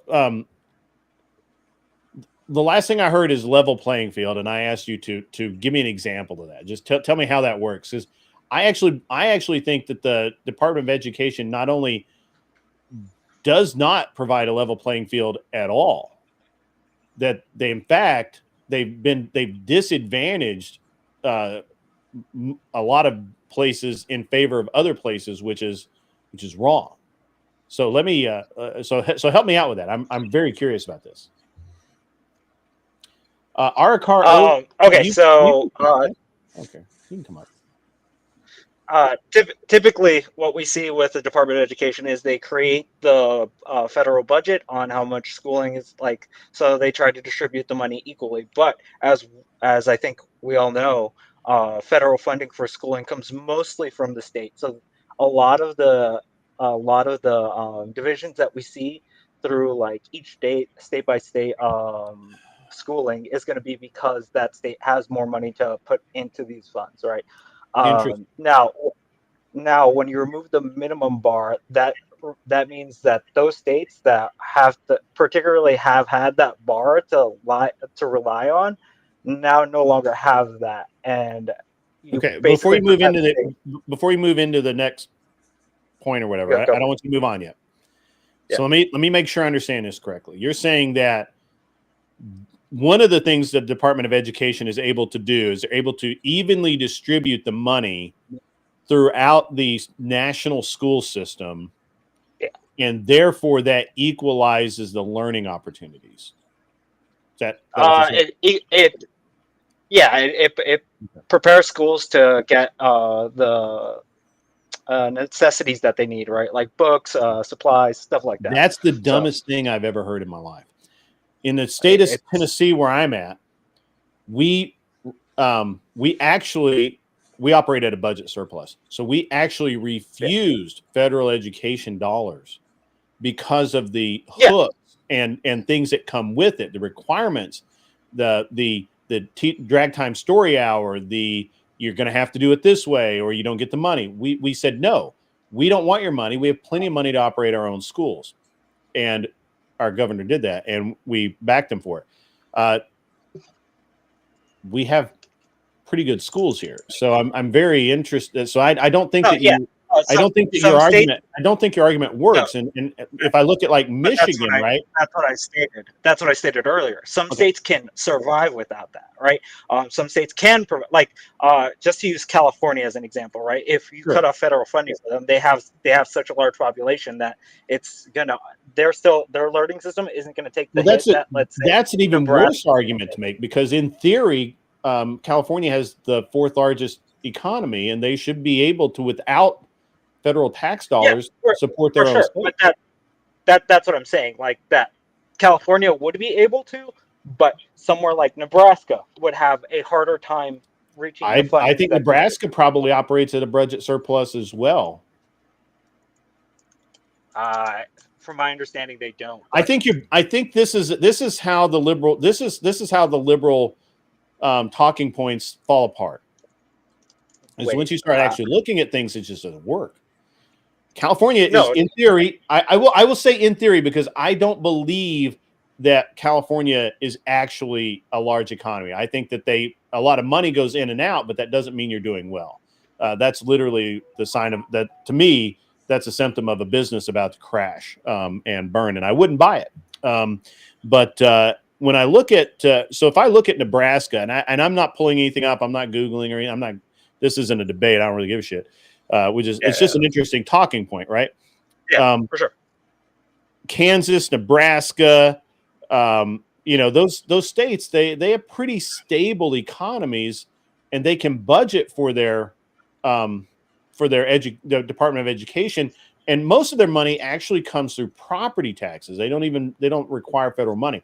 The federal money comes for sure. in. That's most the federal states, the money comes in very specific agendas that the states may not want to push, right? And some arguments could be made that if my counter argument is that it's absolutely irrelevant how even we are if everybody is stupider. Okay, I don't actually care if little Johnny down the street can't fucking add and can't write, if the guy down, because he's getting the same money as the guy down the street who's a fucking genius. I don't, and he goes to a private school because his parents understand how bad public education sucks. I think that's fucking great. And this is actually the dichotomy that you're talking about, right? Everyone talks about how if you can, I'm a person that sends my school to, or my children to private schools, because I was a victim of public school back before the department. Well, right as the Department of Education was becoming involved, and my test scores were great, and I ended up going to a private school because I got a scholarship. It was a meritocracy. I earned my way in. But if you make everyone else in school dumber, that's not a win. That's an L. That's the goal. That's a national L. That's why where we ranked in math in the world. Our students, I think like 11th. I think like 11th place. It's like we're like 100th out of 130, aren't we? No, we're still in the top end. You think so? We're like 35. 35. Okay, I believe 35. We can't be at the sharp end of the stick. There's no way. We're not like the smartest country on the world, like for sure. But we spend more money than any other country in the world. For sure. And that's kind of the issue of like trying to figure out what works, what doesn't, right? Like I just don't think that removing the Department of Education. Yeah, I think we need to get rid of the Department of Education. We tried it. It didn't fucking work. It made everything worse. We go back to the way it was, start over, burn it all to the ground, and rebuild. I think that's the best plan. Don't you think it's a tremendous waste of resources, Hornet, to funnel all of that money up to the federal government level, pay a bunch of federal government salaries, and then send it back down to the states, only less of it that was sent to the federal government? Don't you think it would be a more prudent use of resources just to let the states keep their own money instead of create a bunch of jobs in Washington, D.C.? Yeah, listen, I went to college when the Department of Education hadn't made it into college yet. And so it was still state-run schools and all of that. So my tuition was very low. I think my tuition for a standard, I think 14 or 16-hour class load was like $1,500 a semester. My books were more than my tuition, which is the way it should be. honestly. Not anymore because we have computers, but anyway. My audio is dropping out. I believe that. I'm having weird I think I did an update. I think something is fucking up. So we'll see. We'll see what happens. At any rate, so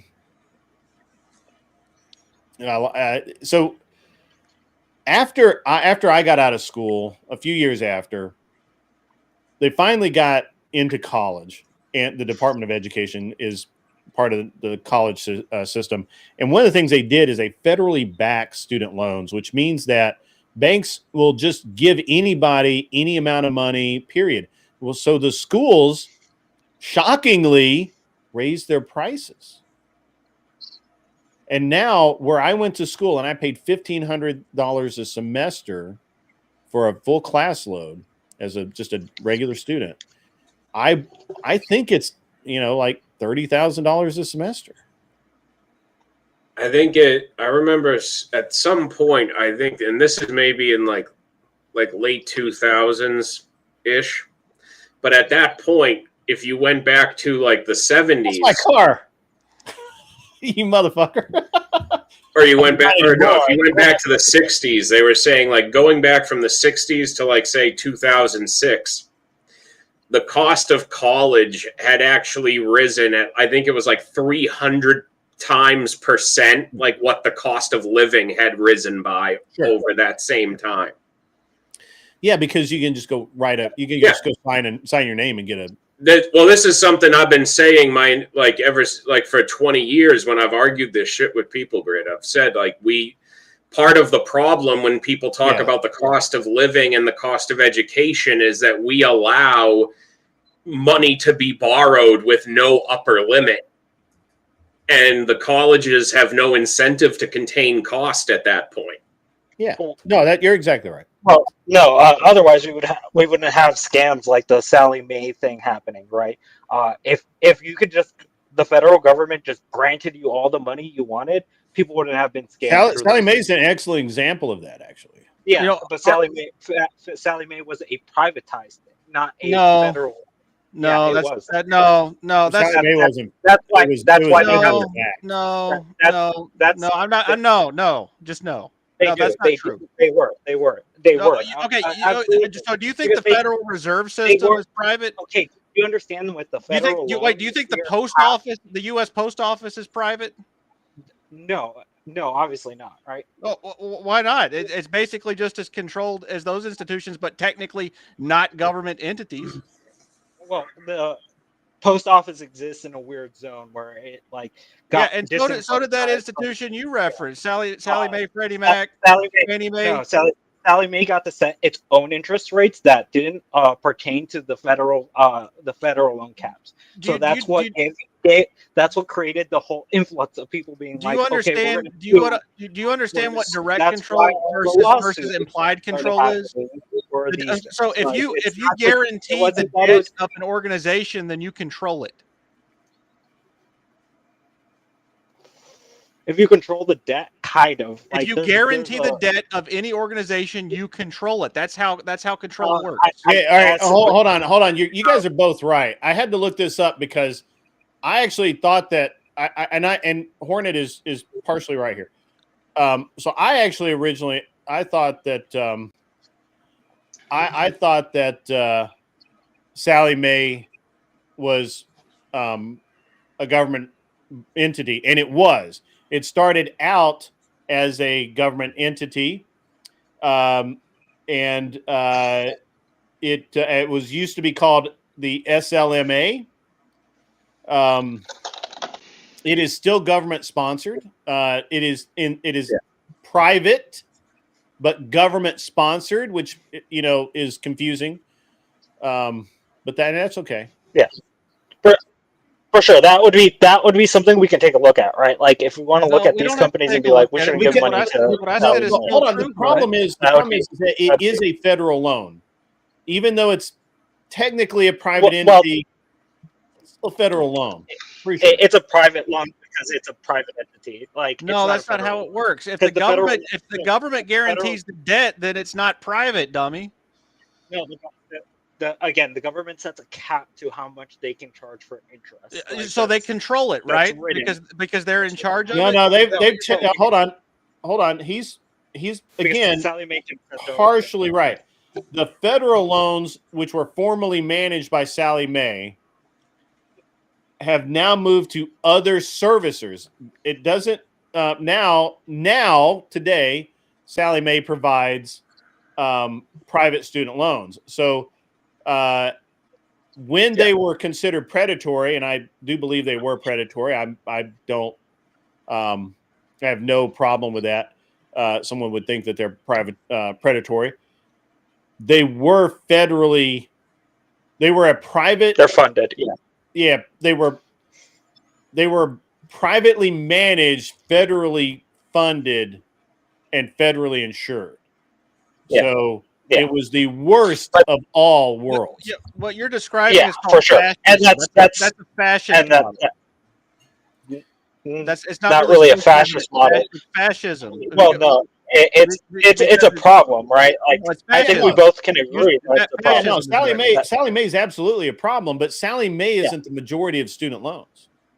Yeah, for sure. That's why I'm saying but I was just using that as an example of people going their federal loans don't cover their school, right? Because saying that the federal loan has no cap it's just not true. Most people have to go through some level of privatized loan or a commercial loan to go. Right. Well, all right. So you're again, there's truth to that, but even today, if you walk into a bank, and you walk in and ask for a loan, just like if you at Sally Mae, this is the disconnect that you have, Hornet. I don't think you're being bad faith here. I think you just have a disconnect.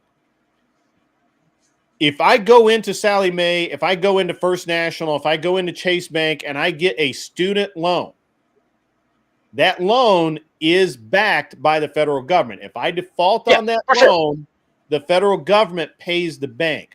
That's what the problem is, right? The federal government should not do that. They ought not do that. Wait, the issue is when you don't federally back your banks, right? Like when you're not backing how much money is going in and out, you have the issue of let's say when the economy collapsed and now the valuation of that dollar. When the banks aren't federally backed, they don't make stupid loans. Yeah, to a certain degree, yeah. But hold on, Hornet. Let me say something, Hornet. So Arthur Daya in the chat made an excellent observation that you're not taking into account, and that is the unintended consequences of interfering in the market.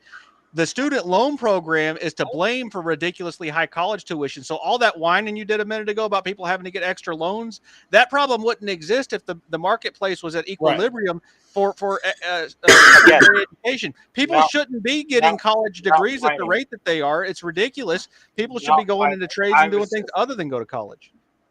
Again, it's not. It's just to be clear. I'm not whining that they have to get another loan, right? No, I don't think you are. I think that you're making some points that are poorly researched. I'm saying that the federal bank loans that are given out through the Department of Education are not uncapitalist, right? Like they do not have the authority to basically be like, we're going to pay for your whole tuition. That federal loans don't work that way. No. All right. This is the disconnect that you're having, right? So when I went to school, I could not get a student loan for a couple of reasons. First, my parents didn't make enough money, my parents made too much money, and the bank said your parents should be contributing more to your schooling. You should not need this student loan.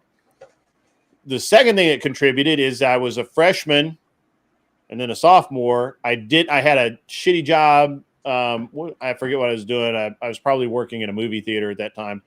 I was a manager of a movie theater, but still had a shitty job, wasn't making a lot of money.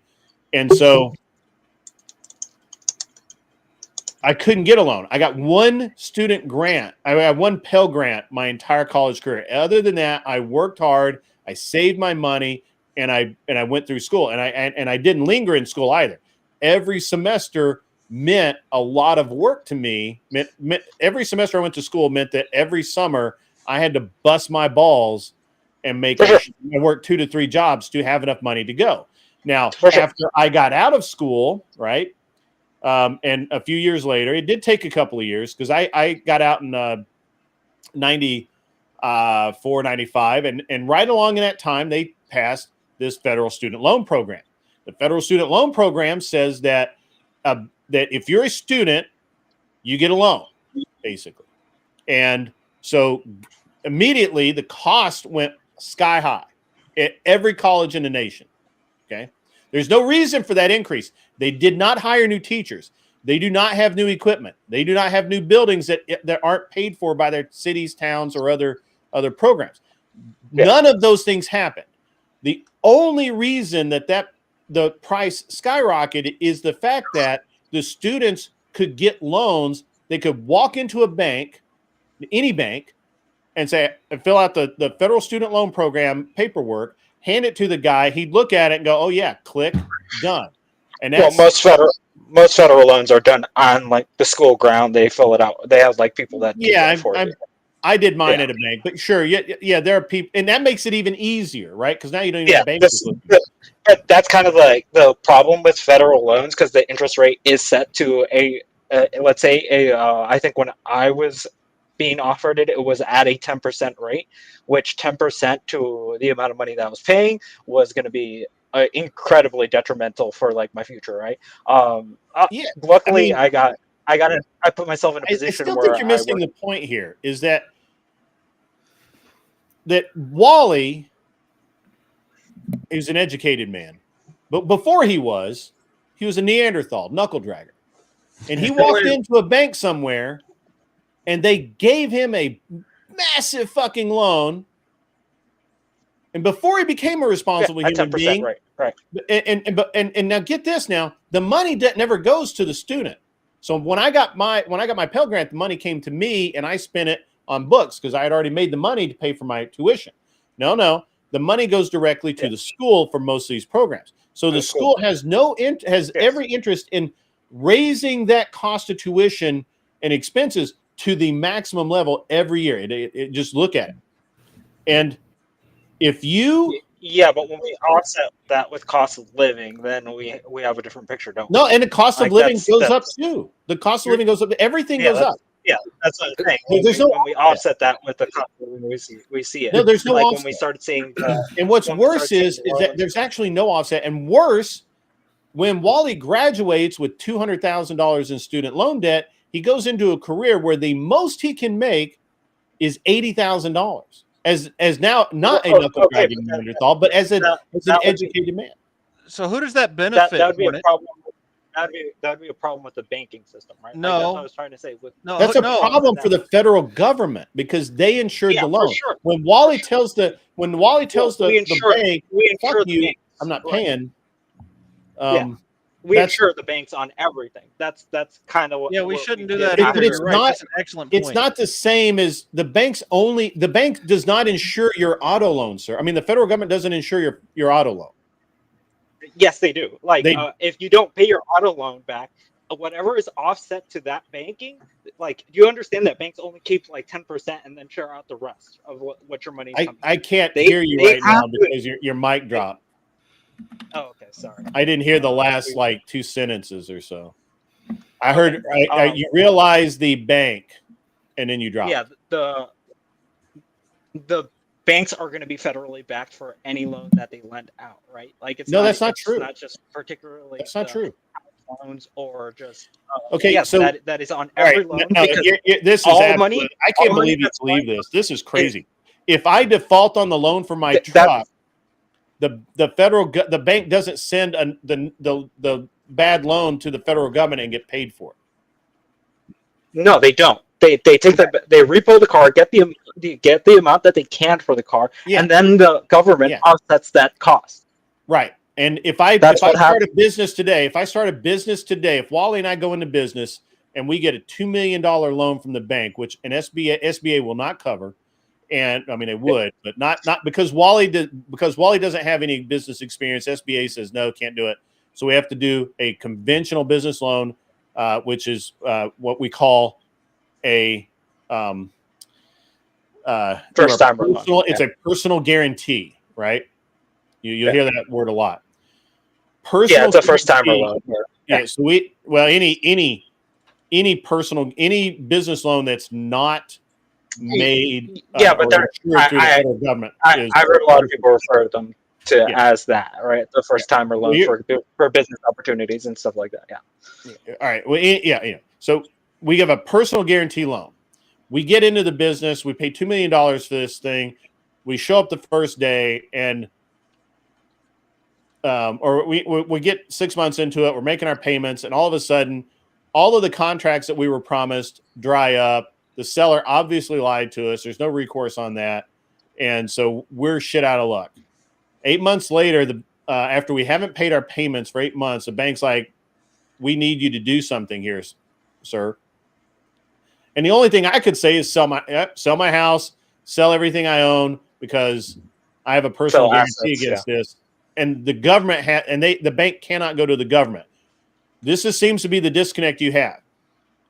And so if I do a personal guarantee loan, I absolutely I'm not saying it goes direct. Yeah, that's what I'm not saying. Like that, it doesn't go directly to the government, right? But the government is always tangentially tied to the banking system. No matter how much we try to separate it, shouldn't be. It's tied into it. Absolutely should not be. It absolutely should not be. Well, the reason we do it, especially not for student loans. Especially not for student loans. Student loans is the only they don't even federally back housing loans anymore.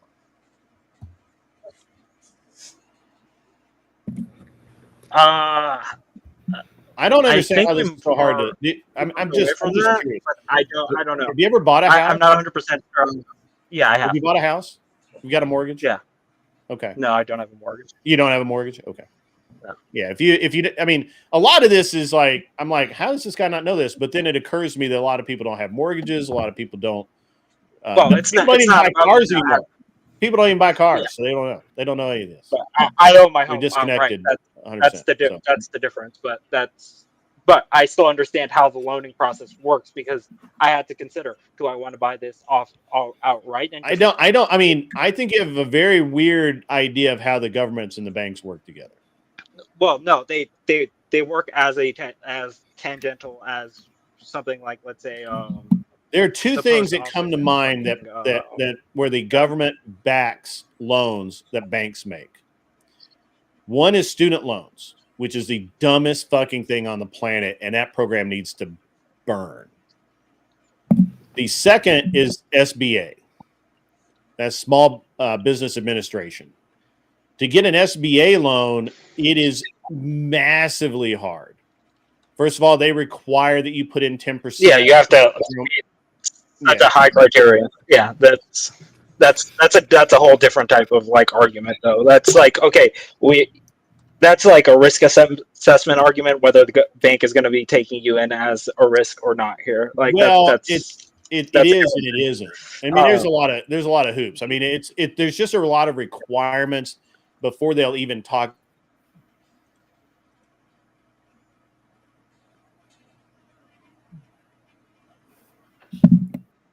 It's not even a risk assessment. It's just this has to be in place before they'll even talk about it. And if get the loan, if it's stagnant for one of the 3 years, so like you start out, you grow, you're flat your second year, and then you grow your third year, that could be rough too. Anyway, I mean, but those are the only two instances where the federal government writes a check. So if I go out and I buy, U.S. Tire Shop down the road here for $2 million or $1.5 million, whatever it is, and I do it on an SBA loan, I have to come up with so for $1.5 million, I got to come up with 10%, so it's 150 G's. The seller also has to put in. The seller has to do a loan as well. So the actual loan, I wouldn't get a loan for say 1.5 million. I'd actually get a loan for say, usually seller note is 10%, maybe 20. We'll call it 10. So let's say that they're putting in 150. I'm putting in 150. So I'm actually, instead of 1.5, I'm doing 1.3 million as a loan. And Yeah. And that's a 10-year loan term. That's it. No more. 10 years. Yeah. Yeah. And it's tough, man. It's kind of tough to get one. But the banks only make them because if you default on the loan, any assets you have are immediately forfeited. And anything that you do, anything that the bank, thing is, it's also like any difference between what you're worth and what the bank gets is made up by the government, and that's the only reason they even do SBA loans anymore. Yeah, for sure. That's the point that I was trying to make. That it's not the amount, like the entire amount is like you send a check to the bank sends a check to the government or vice versa, right? It's the offset amount that is at the tail end of that. Let's say like you default on a car loan, right? They repo the car, they sell the car for however much. But again, the federal government doesn't have anything to do with that. That's all the bank, and the banks make money or lose money based on how good their risk assessment profile is. With student loans specifically, there's no risk assessment at all. They don't. And there's also no way out of it. That's why I keep calling it a fascist system, because you basically have to suppress all dissent in fascist systems, and they refuse to discharge that debt most of the time for reasons that they discharge other debt. I mean, it's got a whole bunch of other hallmarks of fascism because it's a corporate state merger, right? Just like all classical fascist systems where it's highly centralized, just like a fascist system, and you're making the argument of economic necessity, which is the same thing that all the fascists do when they're arguing for their centralized programs. It's classically fascism, Hornet. Yeah. Helping Hounds, comments that I need to chill because I got to remember these kids graduated in 2008. They got fucked. Probably, yeah. Well, it's tough to hear these things. I find it interesting though. I do. Are you Hornet? Because I really don't know anything about you, bro. Are you a computer guy? Do you work in IT software, or you do sales? Yeah, I work at I work in tech. So I work in tech. So got you. Yeah. This is a very popular opinion in tech for some reason. Yeah. It's not. That's why I went there first. Opinion. I think it's just economics wise. Because if you were a business owner or an entrepreneur or somebody that worked with your hands every day, it has there are different outlooks based on that. I'm going to have to drop off for just a couple of minutes, guys. I got to take a piss. You guys chat amongst yourselves and be cool. No being dickheads. All right, cool. I'll put that picture of my Corvette back up. Yeah. That was hilarious that you had that. What am I supposed to say now if I can't be a dick? Yeah. Well, even I come up.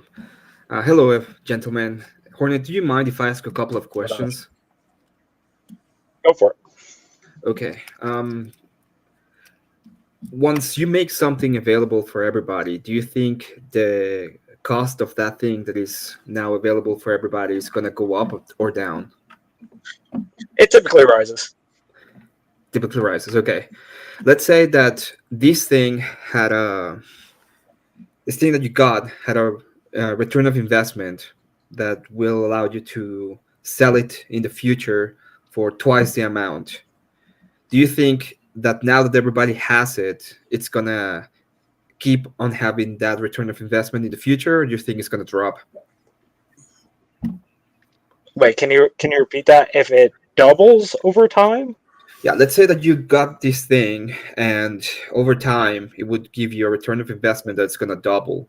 So when you sell it in, let's say, 10 years, you're going to get twice the amount that you put in. Now that everybody has the same thing, do you think that it's gonna the price is gonna drop in 10 years, or it's gonna stay the same and you're gonna get twice the amount? Depending on the situation, I would say.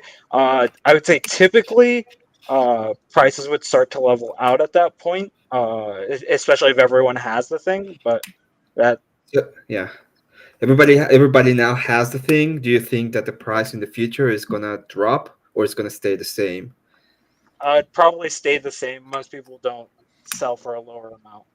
Like vacuums don't like everyone has a vacuum, but they don't like go down in cost, right? Yeah, but I mean, will you be able to sell it at this point for the same amount, Probably not, for right? twice the amount? You wouldn't be able to make that money, right? For sure. That you won't But be able to make that money. Okay. yeah, So retail. let's say that you have a system where you're getting in college, and you usually will get a lot more money after you graduated, and they make these loans based on that idea, but now make them for everybody, so everybody can get the supposed education where they're going to get the return of investment, which is going to double their value in the future. But now everybody has it. So you have, before, if you were an engineer, you had certain prestige because not everybody could be an engineer, and you, in the future, you would have a bigger market that you could grow on. But now everybody is an engineer. Do you think you have the same market and you will have the same amount of No, money? obviously not. You would have the same market. The more skilled workers you have of that market, the more offset you see in the salaries. So what we're seeing is a Right, double like the entendre recent here. engineers and like Yeah. So what I'm getting at go is, ahead. you have apparently, or for what I'm seeing, is a double entendre. You have less value on the thing that they're selling you. They're going to cost more because now the universities are charging as much as possible for whatever they're doing. Everybody wants it and everybody can get it. At the end of the day, you have a lot. The market for that thing expanded so much that you're not going to get the money back to even pay the loan that it was supposed that you're getting to be able to pay it in the future. For sure. So you And that think you becomes a should have problem when everyone becomes that's a problem when everyone becomes a skilled worker, right? Like that's just how I don't think that's a problem that with would be. everybody. You know, being that's a skilled great lead in. I actually have I have a question for everybody up on panel because we got a nice assortment of people. I saw something the other day that said that the current top earners or whatever on OF are actually not women, but AI women that are run by, some dude somewhere. computers. Like, it's a Tate thing, I guess. So what do you guys think about that? Is that true? Have you guys heard that too? I get weird news sent to me all the time, so I never know what to believe until I check it out. What have you? Well, you seem properly degenerate. What do you think about that? I mean, I would not be surprised if it turns out that a group of men know what men want better than women do. Do you think AI is that good though? They're better at having conversation with men than women. That can tell you that. But I mean, it's video, right? The thing is, even if you have if you have an automated system that's going out to all these men at all the time when they're sending them messages and shit like that, they're probably going to do more successful on it. That's why the bigger OF people hire people to do their shit for them, right? So I think that kind of plays into why the AI would be potentially doing better in that market. I mean, I just find it fascinating that an AI could be so believable that men would pay to see. I mean, they're not naked, right? But okay, so I'm being told that it's not they're using AI as their messaging stuff, not as the person. No, the thing I saw was this woman is a top earner on OF, and if you're talking about the Amaranth situation, yeah, someone just sent me what it was. Well, that sounds exactly like the safe information that an AI reply bot would give you, Hornet. No, this is a person that sent me. I'm just curious because I have a hard time believing. Look, I understand. Look, I've watched some AI videos that are really damn realistic, right? Like you would 100% believe that what you're looking at is real. Like there's a real person saying it and all that. I have a hard time believing that men could be so deceived so easily. I think they're just girls that are like kind Well, of so popular, Grid, and only. Yeah, go ahead, Emmett. sorry, Sorry. and the messaging system is the one that is AI. I would buy that because a lot of I could see 100% I don't the messaging system being AI for sure. I don't know enough about the generate stuff to give an actual position on this, but I would say that the more engagement you have and the getting messages and stuff like that is possibly one of the reasons. Yeah, you do way better when you're actually replying to everyone, especially if they think that you're replying to them, right? Like, That would be my guess. Yeah. Yeah, so I've got an opinion on this, but it's mostly related to the fact that OnlyFans and the related industries are not selling a real experience, right? It's an entertainment experience. And if a man can program a computer to provide that experience that's not real anyway, then what difference does it make if it's a real performer or not? I mean, it'd be ideal if it was just all computers anyway. That way you wouldn't have to be taking advantage of all of these women and objectifying them. So I'm all for the AI taking over that space because it'll cause less. It just seems so crazy to me, Anson. Well, no, you just think about it. I mean, these guys aren't Anson. paying for a real experience anyway. What difference? I mean, That's true. It's all fake. It's like But professional. wouldn't you know? Well, No. now that I don't know. I haven't consumed nearly enough degenerate content. Well, at least you admit that you're lacking in one area. Maybe, But what he means to say is that he's yet to reach the threshold. Yeah, he left off the consumed final so word. much Yeah. that I know it's fake, but I don't care. Yeah, give me another month of watching Wally stream, and I'll get there. Oh, shots fired. Where is your co-host, Wally? Somewhere, I don't know, somewhere. You guys going on VK tonight? No, I won't be. dude, I'm banned there. Are you really? BK? Yeah. Why are you banned? Yeah, I can. Elaborate, please. You have my interest, sir. Yeah, Well, Wally, I think you were around. I think you were around when I got banned. Me and Easy had issues. That was the problem. You weren't on panel. I do remember you from like earlier episodes of the show, like when I first found the show through Andrew. But you were. I showed up on episode 22, and like you, Flo, a lot of people were long gone by then, or some of you recently before that. But there had been an exodus of people. I knew that much. Yeah. People got into problems with Easy, and it kind of just told us all to fuck off. Interesting. Yeah. What was the problem between you and Speak? And I used to like. I don't want to get into it too much, but I used to do like some of the modding over there, and then we just had a difference of opinions, and then he tried to. There was an incident with one of the other mods, and he tried to drag me into it, and I just kind of like left at that point. Yeah. I just don't want to be involved in other people's bullshit. Yeah, that's cool. Weird. I did not know that. Yeah, but 3-time winner. I won 3 times in a row. I think I'm the only person that has done that. No, Chris Lestrange is now the winningness VK guy.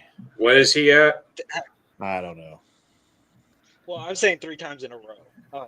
I don't know. Well, he hadn't beat my record before Grid, so he was still at least one behind me. So he's tied me now, if anything else. Oh, he did 2 last week. He won both the daytime and the evening on Friday. Oh, of course he did. No, wait. I thought. Oh, yeah, that's right. For a minute there, nobody was winning again last week. I forgot. Yeah. Even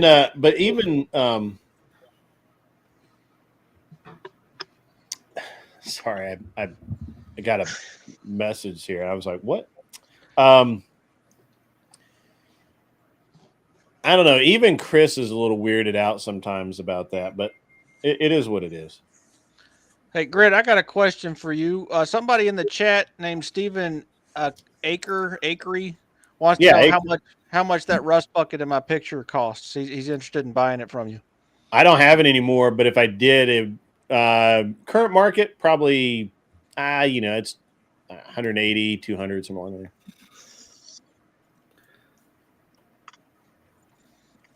It cost, man, it's been a long time since I thought about this because we did that car in like 2012, 13, somewhere along in there. I want to say it was just over 300 to build it. So, anyway, it's a cool car, though. I mean, beyond what you see, like it's got a lot of technology in it,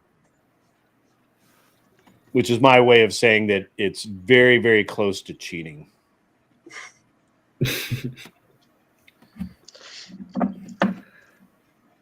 Like, very close. Actually, great. Do you have a lot of liberals that come on here? No, not really. Not really.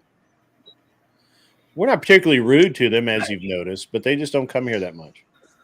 And you're not really a liberal. You're more of a fascist. Yeah. You think everything is Well, that's true. So. That makes a lot of fucking sense. Yeah. That's awesome. I didn't think that. I don't know what you would think of a fascist, but yeah. I don't know. I didn't think fascists usually wore a yellow jacket. Hornet. I don't know. They're appropriate stuff and then try to make it into something different. We're the different fascist. I made the perfect Hornet dad joke and we're all just walking by it. I see how it is. Yeah. Nice. Yeah. Yeah. I can repeat it again. Yeah, go ahead. That's the point of dad joke. That's the point of dad jokes. Like, I said I didn't think fascists usually wore a. I said I didn't think fascists usually wore a yellow jacket. Hornet. Yeah, that was a good one. No, it wasn't.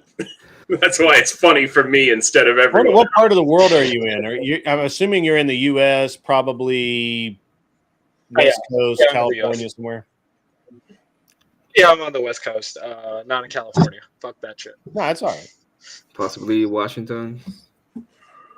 No, he's probably. I would say probably Bay Area-ish. Probably works in like. He didn't say. He said he wasn't in California. So no, I didn't. Seattle. Oh, he said he was not in California. Yeah, he was not in California. Oh, okay. Well, then yeah. Who knows then? He's probably at a high rise in front of Puget Sound near Seattle. I had a house in Hayward for a while. It sucked. I didn't like it. I'm picking up. Maybe I'm thinking Portland. Listen, the only thing that I ever disclose is I'm on the way. I just say the West Coast, and I just kind of leave it at that. I don't like my personal business on here too much. It's all good, man. Yeah. I'm still going to guess Portland. What?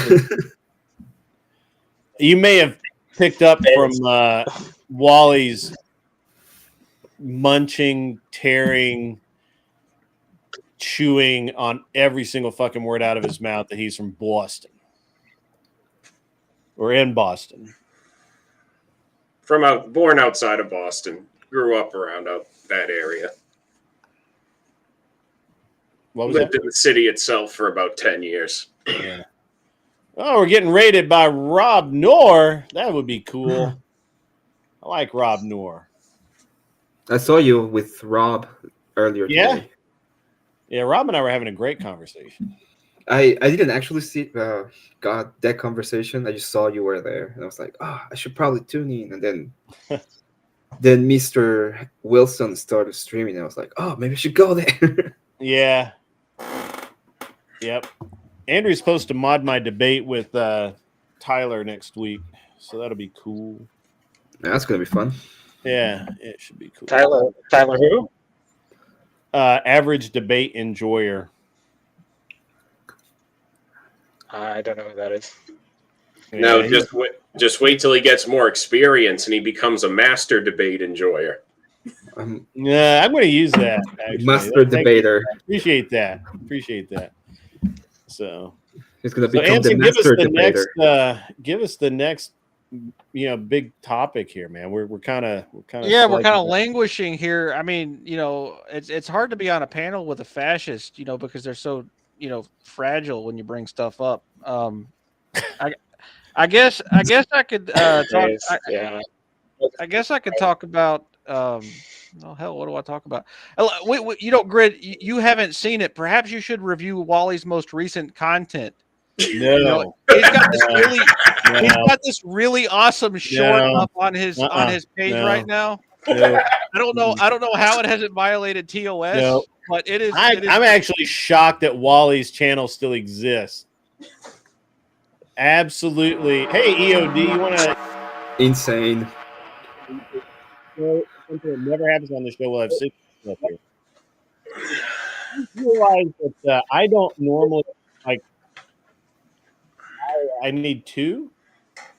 I have I don't normally allow more than 4, maybe 5 people up at a time, and because the conversation gets really weird trying to talk over each other, and I just don't like it. So, You want me to drop down, Grid? no, you're cool. Somebody get EOD a link though. That dude's cool. I like that guy. So I'm trying to figure out how to give. Well, Grid, that's the reason I moved one of my shows to Thursdays instead of Wednesdays. I needed a night of streaming I don't work after so I can drink beer on camera. There you go. That's it. I'm surprised I'm still there too. That's why I need to take the approach of if I'm going out sloshed off my ass. HN, those unfortunately are not assault rifles. Those are just plain Jane ARs and a Kel-Tec. None of those are fully automatic. HN is actually kind of famous on Rob Nord channel. Yeah. He was he was invited by Rob Nord to call in to defend his position on Ukraine. I don't know if he actually did, but yeah, that was funny. I don't know how my brother was able to figure out a way to legally own an AK-47 when he lived in Massachusetts, but he had figured it out.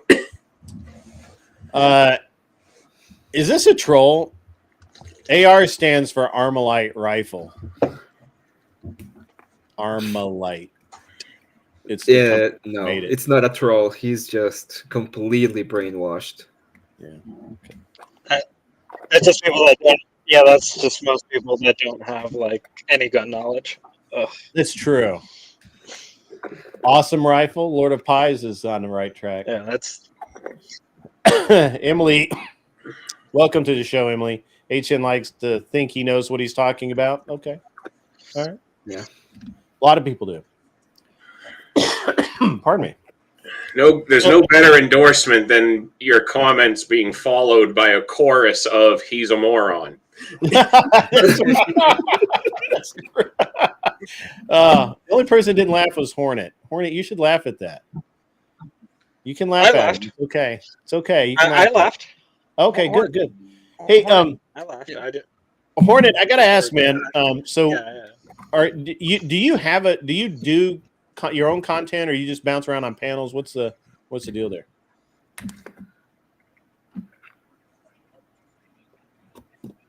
Yeah, no, I have a channel, Avoided Hornet. I do a show on Tuesdays. We talk about like politics, whatever's going on at the time. You're backing away from your mic again. It's pretty much just like hopping into the Discord and just like shooting the shit with people that. Yeah. Oh, I got you. I think Len has been on a couple times at this point. Man, I gotta. I mean, Glenn is in such a rough spot, man. I don't. Yeah. It's terrible. So it's unfortunate. But yeah, he's struggling through, which is impressive. Can you get in some more shit? Glenn, Yeah. So Glenn basically, so you know who RP Thor is? Yeah. Yeah. All right. So I heard he wasn't doing well. no, he's basically like Glenn. Thor. He's like Glenn's second dad, right? And they have a father son kind of dynamic going on, and Thor's had it rough, man. Like his wife gets in a car crash. She has spinal injuries and things like that. Can't move without a walk. Can't walk without a walker. Pardon me. And has a just basically has to be cared for every moment of her life. And Thor's been doing that. Now Thor has earlier this year, or maybe end of last year, he developed brain cancer, brain tumor. And so they went in and they thought they cut it all out. The problem was they didn't actually cut it all out. So they didn't get it all. So, he had some problems with after that, but he was actually getting better. And then they found more of the I don't know. I didn't mean to highlight that. They found more of the tumor and went in and got it, and now he's like a 5-year-old basically. It's messed with his short-term memory. It's messed with his decision making. It's messed with just walking from place to place. So Glenn is basically any updates on that? No, I haven't heard anything. So Glenn's basically like an over-aged babysitter right now. So pretty tough. So yeah, it's pretty rough. I feel bad for him. I haven't been able to. I mean, I've called a couple of times. We've talked on the phone a few times, but really, it's just really, really hard to get a hold of him. So it would be awesome, but he's in a lot of. He's kind of in. He's in a bad place, man. Yeah, that's a shame, man. I'm sorry to hear it. I've been praying for him, but I don't know what else you can do. Sorry, I was distracted. Yeah, it's a rough deal, man. It's really, really tough.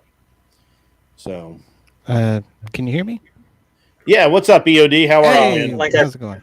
Good. I think one of your mods was asking for my link. I put in the private. Yeah, I think I got it taken care of, but we'll see.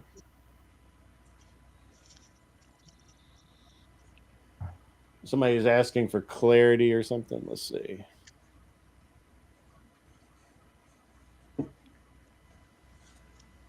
If you were asking for something, ask again. I'm not scrolling all night.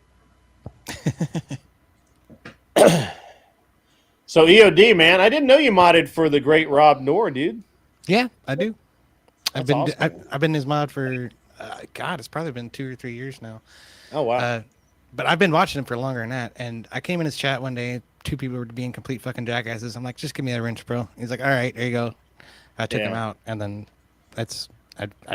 Rob doesn't do a lot on the whole coordination thing. He doesn't have a lot of time to spend to prep and prepare for streaming. He sort of just hits go live and does what he does, Sure. So it's kind of a crapshoot as to whether or not I'm there or anybody else is there to sort of watch over the chat while he's doing that. But. Yeah, Hornet, post something in the chat so that Spaceman can get your link. He'll spam your channel in the chat. Yeah, there you go. I put it in the private. Do you want me to just? If you you can't post it in the. I can post it though, so I'll just post it. Oh, it's a YouTube link. Yeah, just just all you gotta do is post, say hi or whatever, and when he clicks your name, it'll go to your channel, and then he'll post it. One of the things that on my channel at least is anybody that comes up on panel that has a channel that wants it. Now, you can always refuse, but we'll spam your channel in the chat anytime you're on the panel. Well, Or hey, if you I'm in the show up chat. in chat and say, "Hey, how you doing?" One of the mods will probably spam your channel. For some reason, my camera doesn't seem to be cooperating with you. It seems okay on my end, but on your end, it's all frozen and stuff. Yeah, I know. I saw that. I was wondering about that. I don't know what the hell the problem is. Yeah, I typed in you. Yeah, I can hear you fine. Do you want to like go out and come back in? Hold on. Does that work? Sometimes. No. I mean, what I'm doing now. No, you're frozen. I'm still frozen. Everybody else moves, so I know that it's just him. I'm moving. Yeah, Wally's got it. All right. It's just you, bro. I don't fucking know then. Oh, whatever.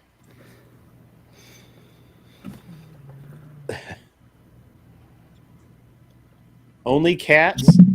That actually sounds like something that is something else. Giggity. I'm literally shocked that Anson didn't say giggity. I'm literally shocked. There probably is a cat fan site out there somewhere called Pussy Fans. There probably is. So, Grid, why aren't you spamming Wally's channel in the chat? I mean, that's got the. Well, they can spam the channel. We're just not. I'm not going there. Yeah, let me try that. Let me try to back out and come back in. And I must just look unfamiliar to Anson without the ball and chain with me. Ball and chain. Well, your ball and chain kicked old Anson to the curb after like 30 minutes. Apparently, I don't even know what happened there. It's now legend. Even I have heard of it. I don't even know what happened there. Nobody knows. I don't ask. That's a good idea. Are you saying you have a don't ask, don't tell policy? Yeah. Racist. Proudly.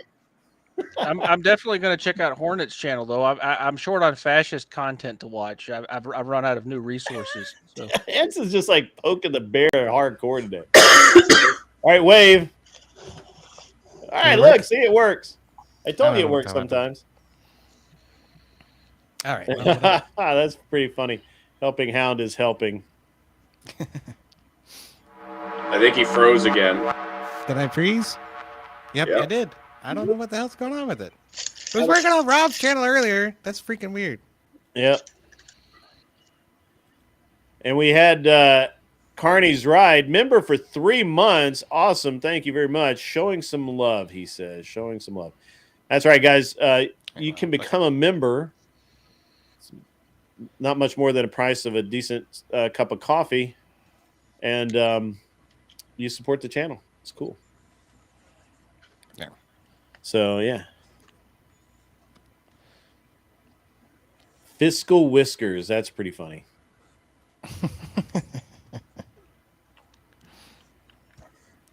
So what have y'all been talking about tonight? We've been talking about a lot of stuff, man. We've been talking about did Hornet drop?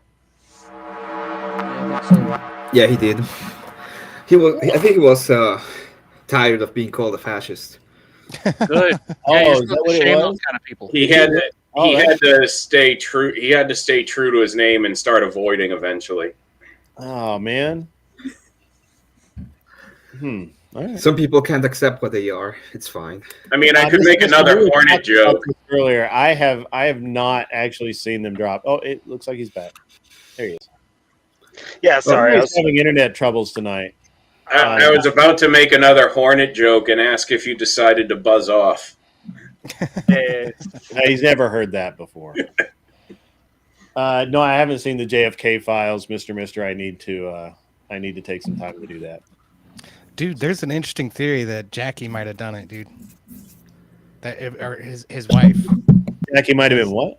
That she might have killed him, because there's this scene. There's this part of the scene where he's getting shot, where JFK is getting shot, and she sort of grabs him, and it looks like she might have a pistol in her hand and blows his freaking face off in close range. I mean, women. Ah, right. I don't know what his wife's name was. I can't remember. But You know what's funny is EOD has his camera off on screen, but backstage, it's still his picture frozen in time. See, There's nothing weird. now you're going. I'm See, trying now to- you know what you're going to Just do like with that. It's broke. Now it's It's not broke for me. supposed to do that. It's supposed to be the camera's supposed to hide backstage too. It even says cameras off.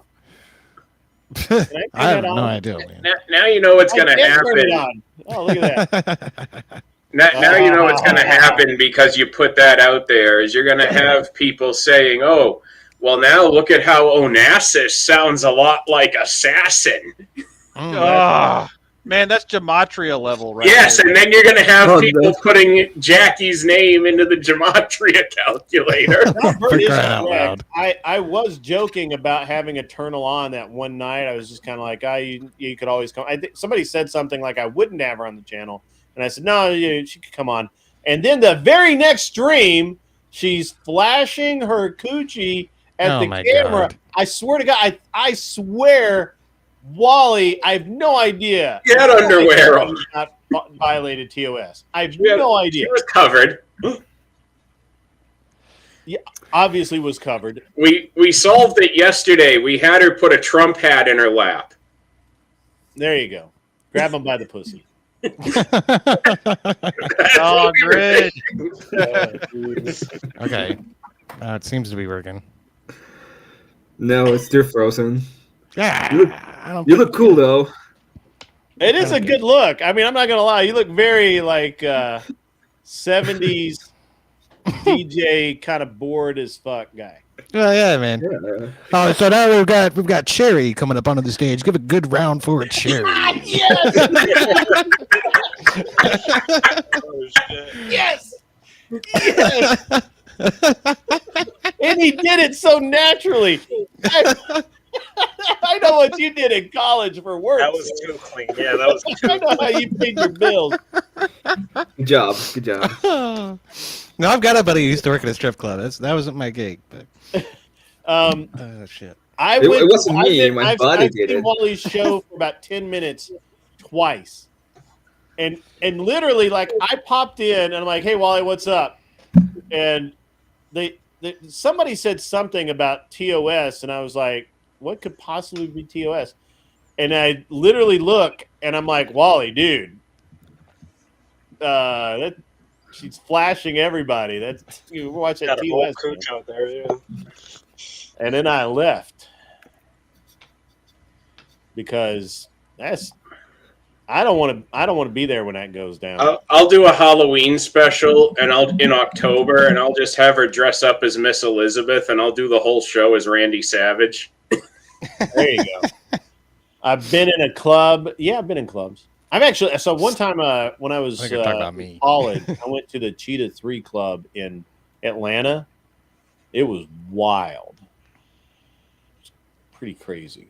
I never saw I never got into strip clubs though. I think that's a waste of time and money. Definitely a waste of money. Oh yeah, definitely. Yeah, and unless you're going to pay for the additional services, it's definitely a waste of time. I went to the Brass Tables in Nashville one time with a friend of mine, and I honestly thought he's like, hey man, I was just going to get a beer, and I'm like, dude, come on. Nah, okay, I'm just going to go and get this. All right. Sat down, he gets his beer. Next thing I know, he's getting a fucking lap dance. He's there an hour. I'm like, dude, come on, man, I'm going to go. Of course. Get the fuck out of here. So, because one thing I've noticed about strippers, like that is thinly veiled in other women, but is absolutely unveiled in strippers, is they know you have money in your wallet and they want it, and they are going to get it. Mm-hmm. That's when they start doing all the flippy of the legs and the jiggling the boobies and everything else. Right. Yeah. If you don't get a motorboat out of it, it's not worth it, fellas. I'll tell you that. I'll take your word.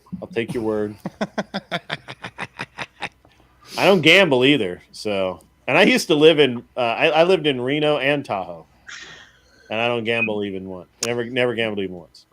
Yeah, I lived in Biloxi for a while. I did the same thing, though. And I never fucked with the gambling. No, thank you. Yeah. Waste of money. Yeah. House always wins, man. Yeah. But now the rest of you degenerates, I'm assuming, have a long history of strip clubs and gambling casinos in your Gambling, yes. Strip clubs, eh. Wait, am I supposed to answer that? No, we don't. You don't have to answer that, Anson. I Actually, we know that you haven't been to a it. gambling establishment. You've been married at least twice, maybe 3 times. I've lost count, and you have a bunch of kids. So there's no way your wife was letting you go gamble. Yeah, I'm not a gambler. Yeah, that's a waste of time. But I have enjoyed the strip club on occasion. And I knew that because you've run for office. Yeah. So. Yep. So politician automatically means you've been to strip clubs. Yeah, you got to meet the voters where they are, Grid. This is probably going to surprise you, this is probably going to surprise people given my co-host, but I actually haven't been to a physical strip club since I was like 22. Your co-host solves that problem for you. Yeah, exactly. If she is not a stripper, she portrays herself as a stripper. Therefore, I consider her a stripper. What's up, Clover Tack? Good to see it. You missed out last night, brother. You missed out. We had he's the guy with the badass beard. And Steve. What's that? So he's the guy with the badass beard. He does have a badass beard. Oh, yeah. Keita and Steve Anderson were on. It's awesome. Yeah, how did that go? It was good. It was really good. Grid, I heard you were mentioning the tactical games the other night. One of my coworkers is actually thinking of traveling up here for the New Hampshire event they're having. Cool. So we spent 3 hours talking last night. We only got about 3 or 4 of the points that we were supposed to cover in and I told them that this would happen. They're like, "Oh, we'll get it done in like 2 hours." I'm like, I don't think we will. Because you don't realize that one point will take you 30 minutes to kind of hash out. Just to say your side of it, not to mention the retort, right? Yeah. And so it was great. It was a great show. I actually talked to Keita tonight. It was funny. So I'm not gonna. It was hilarious the reason she gave for not. I was like, "Hey, come on the show tonight." She's like, yeah, 2.5 hours in, I thought Steve was going to let up and I could finally talk. And I'm like, yeah, you can come on tonight. She's like, no, I can't come on. Then I'm not going to come on. And I was like, well, your call. I don't care. You can come on if you want. But Steve did absolutely he manhandled that interview for sure. So you can even call him mansplaining. Yeah, you could call it mansplaining because that's what he was doing. So he was explaining, and he is a man. So, hey guys, make sure you spam Rob Knorr's channel as well, since he rated us. That was cool of him. That was very cool. But good thing that you taught him to set it up the way he did, because I don't think if he had to figure it out right at the end, he probably wouldn't have. Right, yeah. Well, it was weird when he said he couldn't do it. I was like, really? But I was there once too. Yeah. So, well, I couldn't figure it out on my own channel until you fucking explained it. So I'm right there with you. Rob, who? She's being facetious. I know. I've watched Emily's post. Emily's in that channel all the time. Yeah. Rob Bohr. Is that who y'all talking about? Rob bored. Rob does seem bored lately. He needs a new Destiny to beat up on. Yeah, he needs a new opponent, that's for sure. I was in there just hanging out with him earlier tonight, but I was trying to get Hutch to come back. Hutch didn't want to fucking respond to me. Pisco didn't want to fuck with it. So, well, we tried. Good old Pisco. Yeah, I mean, you get your ass handed to you enough times, and people just stop coming around. You know what I mean? That's true. Yeah, that's true. Yeah, I don't understand how he interesting. understands Pisco. It's interesting with Rob. So Rob, I was driving back from New York after DebateCon, and I listened. Rob was on, and he was kind of going through kind of his story about how he had gotten gotten through high school and college debating, and some of the challenges he faced there, and just listen to the whole thing, like his whole life story. And I was because I had a long time to drive, and he was on for a long time, and but it was great. It was actually really good to listen to. And when it was done, I was like, dude, I really like this guy. This guy is really cool.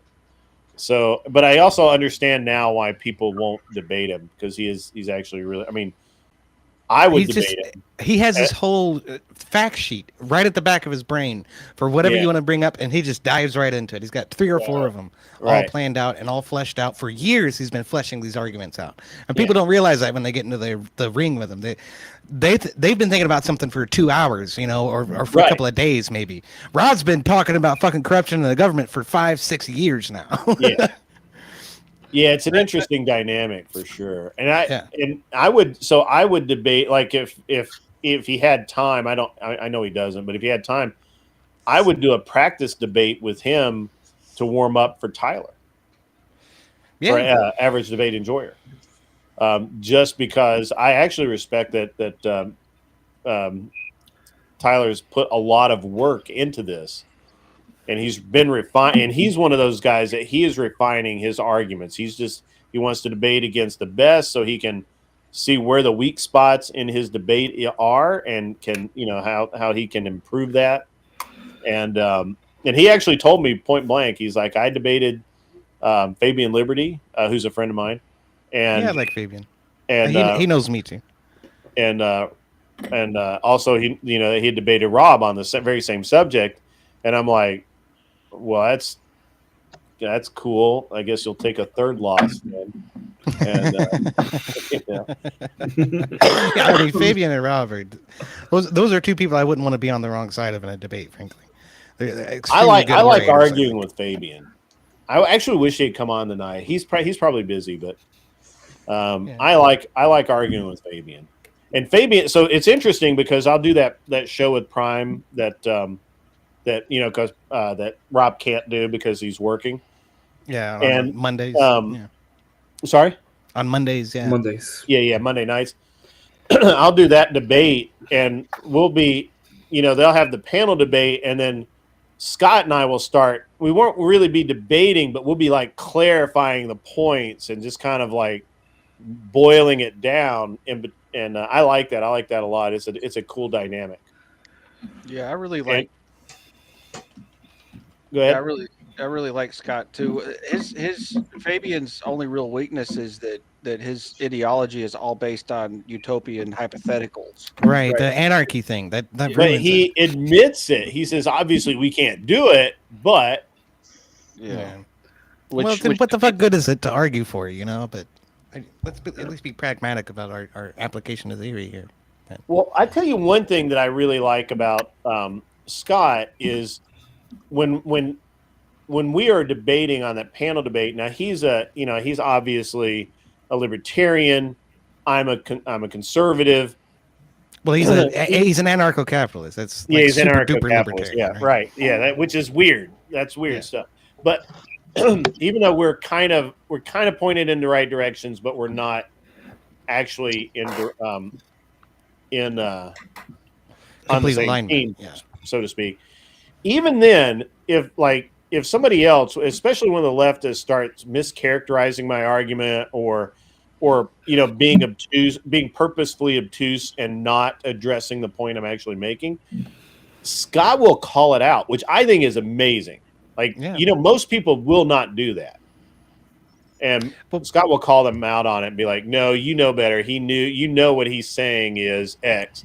And I do the same thing for Scott, although I don't really need to with Scott, because Scott will talk for like half an hour. He's good at it. He's got a lot of experience with it. He had his comeuppance with Prime Case's panels where he's the one person with a moderate or a right-leaning point of view, and everybody else is a complete fucking communist on the panel. And that's just the normal, tendency of people in Twitch poll. So I think a lot of times what ends up happening is in order to be somewhat adversarial, Fabian will put himself, or Scott will put himself into a position that he doesn't necessarily hold, just because it's the adversarial position to the rest of the panel, and that ends up making it seem like he would align a lot more with somebody like you or me or Rob. But when you start breaking down some of those arguments and getting into the weeds with him, you realize, well, wait a minute now, you're advocating for something where there's no government at all and everything's run by private companies. This shit's kind of weird to me. But yeah, right. Yeah, it's an interesting dynamic. But you're right. We take similar positions, but not the same positions. Right. I will always have problems with anarchism because of enforcement. They never tell you how enforcement is going to be done. Or well, it's a private company, right? But then who decides whether the private company is acting correctly or not? Company. Yeah. Well, there's two companies, and this company doesn't like what that company did. How are we going to enforce what company is the correct one? Oh, they both hire armies and fight it out? Okay. Yeah, that sounds great, doesn't it? Sounds amazing. That's the part of the whole problem with the whole non-aggression principle is that it relies on it being 100% opt-in. Like, as from an international relations perspective, as soon as one country decides to wipe their ass with the non-aggression principle, the whole thing falls apart. You're not wrong. Enforcement is the problem. I will always think that enforcement is a problem. If 99 countries disarm their nukes and one decides to hold on and say, fuck the rest of you, like, what do we do at that point? Like, the whole system's dead. Yeah, no doubt. No doubt. All right, so what do we think about, what do you guys think about? All kinds of stuff, man. What do you guys think about the Doge Elon conspiracy theory? Which one? The one, all right, let me pick one. Hang on. There's a lot. If somebody's got a favorite, throw it out.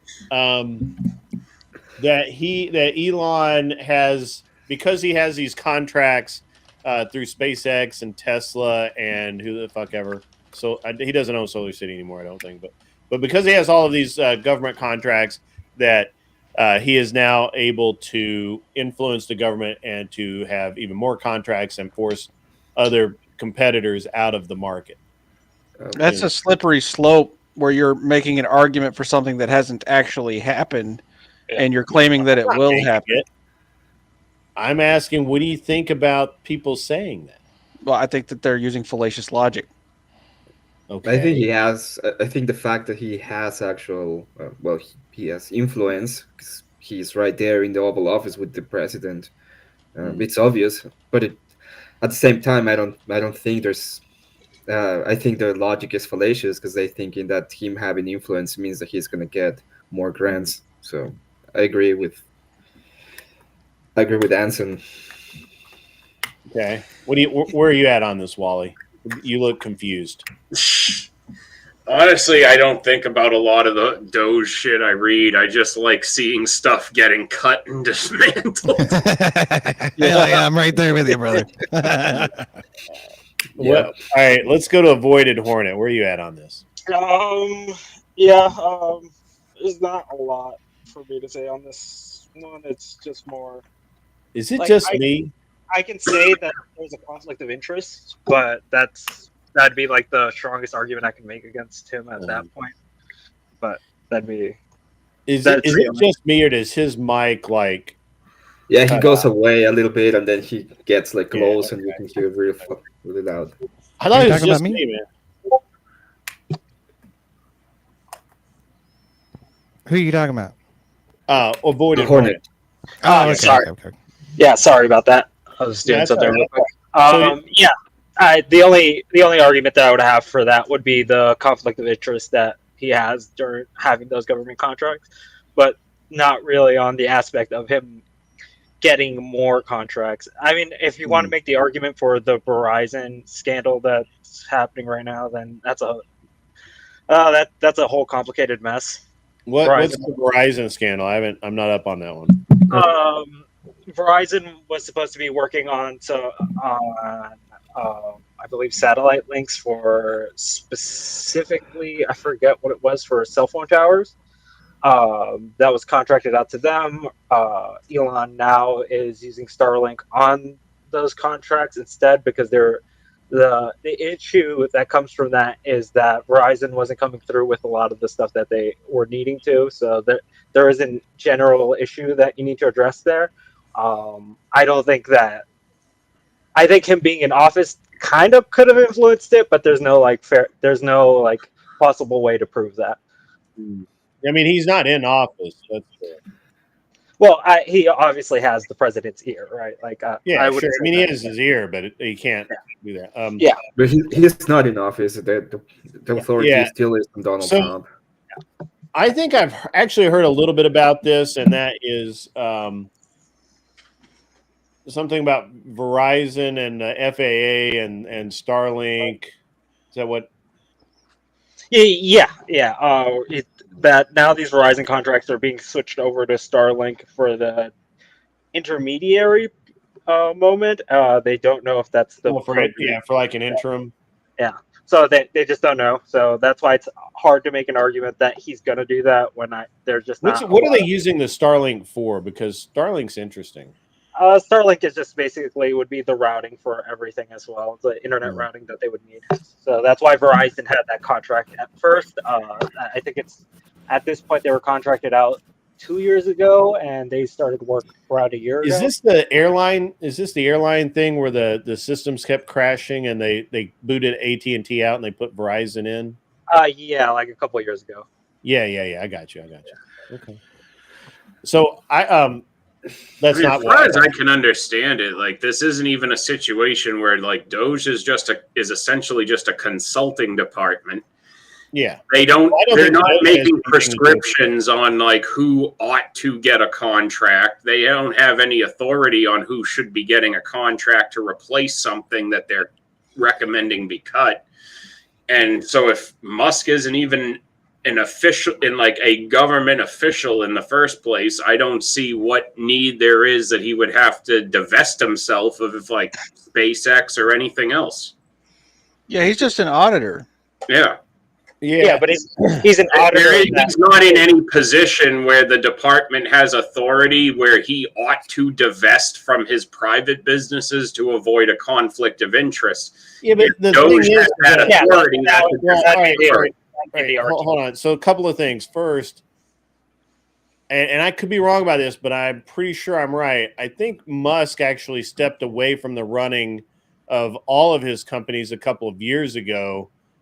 Because of the SEC and him, the SEC, like he didn't have a monopoly, but there was like we own SpaceX and they and the battery technology and Tesla and the battery technology and like they said you need to step away from the day-to-day running of it. I believe that was an SEC requirement for his businesses to continue. To be placed on the stock market, or to be represented. Yeah, he removed himself as CEO. I think in 2017. Yeah. So at this point, would it not be? No, he instituted himself again later on. That's the issue. Like, so what I'm hearing is last and came back. It was like a time period thing. So what I'm hearing is that Doge really needs to audit the SEC. Well, no, I mean it was a legit thing, and it was basically he could not. Well, actually, so he received it. He removed himself from the day-to-day running because he could either be a member of the board or he could be the CEO. He couldn't be a member of the board and the CEO at the same time. Yeah, he's not a member of the board, but he is the CEO. Yeah, so he gave up his board seat to go back and be a CEO to be the CEO. That's my understanding, and it sounds like I was pretty accurate about that because I don't keep up with this stuff day to day. Yeah, for sure. Yeah, like I would again, he stepped back, but then he is still the current CEO of Tesla, so it is in his best interest to have those contracts working out for him. Yeah. So what I'm hearing is that he's no different than anybody else when it comes about talking shit about a competitor's product. For sure. Yeah. But it's just like how much influence the president doesn't care and doesn't have anything to do with the FAA doing their thing. It's literally no different than the guy over at JP Morgan Chase, and I cannot think of his name. He's got a Jamie Dimon. Yes, thank you. See, I think he's got a cool name. Coming out against and saying that the CEO of Goldman Sachs sucks, and Goldman Sachs should not be the number one investment bank. It should be J.P. Morgan Chase, and fuck all y'all, J.P. rocks. It's kind of the same deal, right? And it doesn't matter that Goldman literally has the ear of the president. Well, I would say that would influence things, right? Like, you don't want the president making leaning towards certain competitors against you, right? Like, if you have the well, that's kind of the point of a fair market. Well, that's right? the system we've had for 100 years. What's wrong with it? Democrats did it just fine. Republicans did it just fine. It's we don't have a fair we go. market. It's kind of Sorry the about system, but it's not really the system. Like, I don't think we've ever seen like a multi-billionaire that close to the president. No, we have. have. At least You've that. got to be kidding. We have Soros, right? So For sure. full of shit. Do you know about some guy named Soros? Yeah, no, that's what I was saying. We have Soros, but Soros operated more in background. No, Jeff stuff. Bezos literally entertained Biden. Yeah. And you Zuckerberg. got the Cook brothers on the other side of the fence. Sure, there's big money all over politics, dude. You're full of shit. This is No, there is big money, but so there's crazy. not a billionaire running a government, like an executive office, right? Like, Yeah, it's happened before. Mellon did it. Mellon did it in the 1920s with under. Hold on. I can only hear one at a time, and when Hornet gets really excited or starts talking, his mic, like, I don't know whether he's hitting like a cut I think it might or be peaking. like a noise gate, or if he gets too far away from his mic, but I can't hear him at all. So Hornet, could you I hate to ask you to do it, but could you start over so I can hear what you were saying? Yeah, we haven't seen someone in the executive office. We've seen people be like funded, which is a problem, right? Like, I think that's why most people would say lobbyism is bad for certain reasons, for sure. But I don't think that moving a billionaire into an executive office would be the right move, right? Like, I think most of us would frown upon that, especially since we've had such a big issue with people lobbying for such a large time. Well, the thing is, it's already been said, but Doge is not actually making any of these cuts. They make recommendations, and the cuts either get made or the executive comes in and makes the cuts for the branch that refuses to cooperate. It's not actually Elon cutting these exactly right. Like, I understand that. That's why I'm just like, hold on. So the billionaire thing is kind of bothersome because that's absolutely not factual at all. J.P. Morgan Chase literally wrote the original John Chase. That's part of making John the Fed. Paul Morgan. Pardon me, John Paul Morgan literally wrote the financial policy for the founding of this country. The way not the founding of the country, but the banking system, because that's the way he wanted it. And he told was it Roosevelt, I think, that either you go along with it or I won't issue you any more bonds. Well, dude, but that's I think you are. The greatest part of that. Yeah, that's the lobbyist part that I was arguing earlier. Yes, I understand that lobbyism exists in the United States. It's more than lobbyism, man. That's more than lobbyism. And that's why I also mentioned the funding that Soros has done with multiple politicians getting into power, right? I think that has also been problematic. But the issue is I'm not going to call like what they're doing bad and not call the thing that's happening on the other side bad as well, right? I don't know that it's bad. I want to call out my boy Thomas Massey. He proposed in the Fed. Let's in the Fed. Yep, that's it, man. I like ending the Fed. What do you guys say about this? Both Trump and Elon are donating their salaries to charity.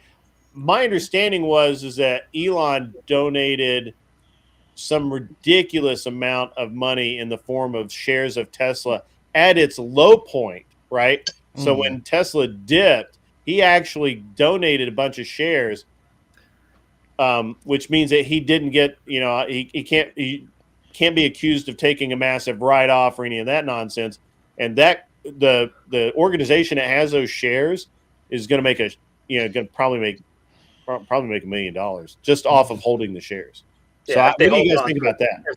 If That's the shares awesome. go up, yeah, I don't think that's. What do you mean if the shares? Of course, the shares are going to go up. What the fuck are you talking about? Sure. That's. I'm just saying the market is unpredictable. It ebbs and flows, but it is predictable that Isn't over it- time isn't shares it will go up. great that he did it that way instead of just taking out money which can be misappropriated or any of those things. He gave them shares that are locked into an account.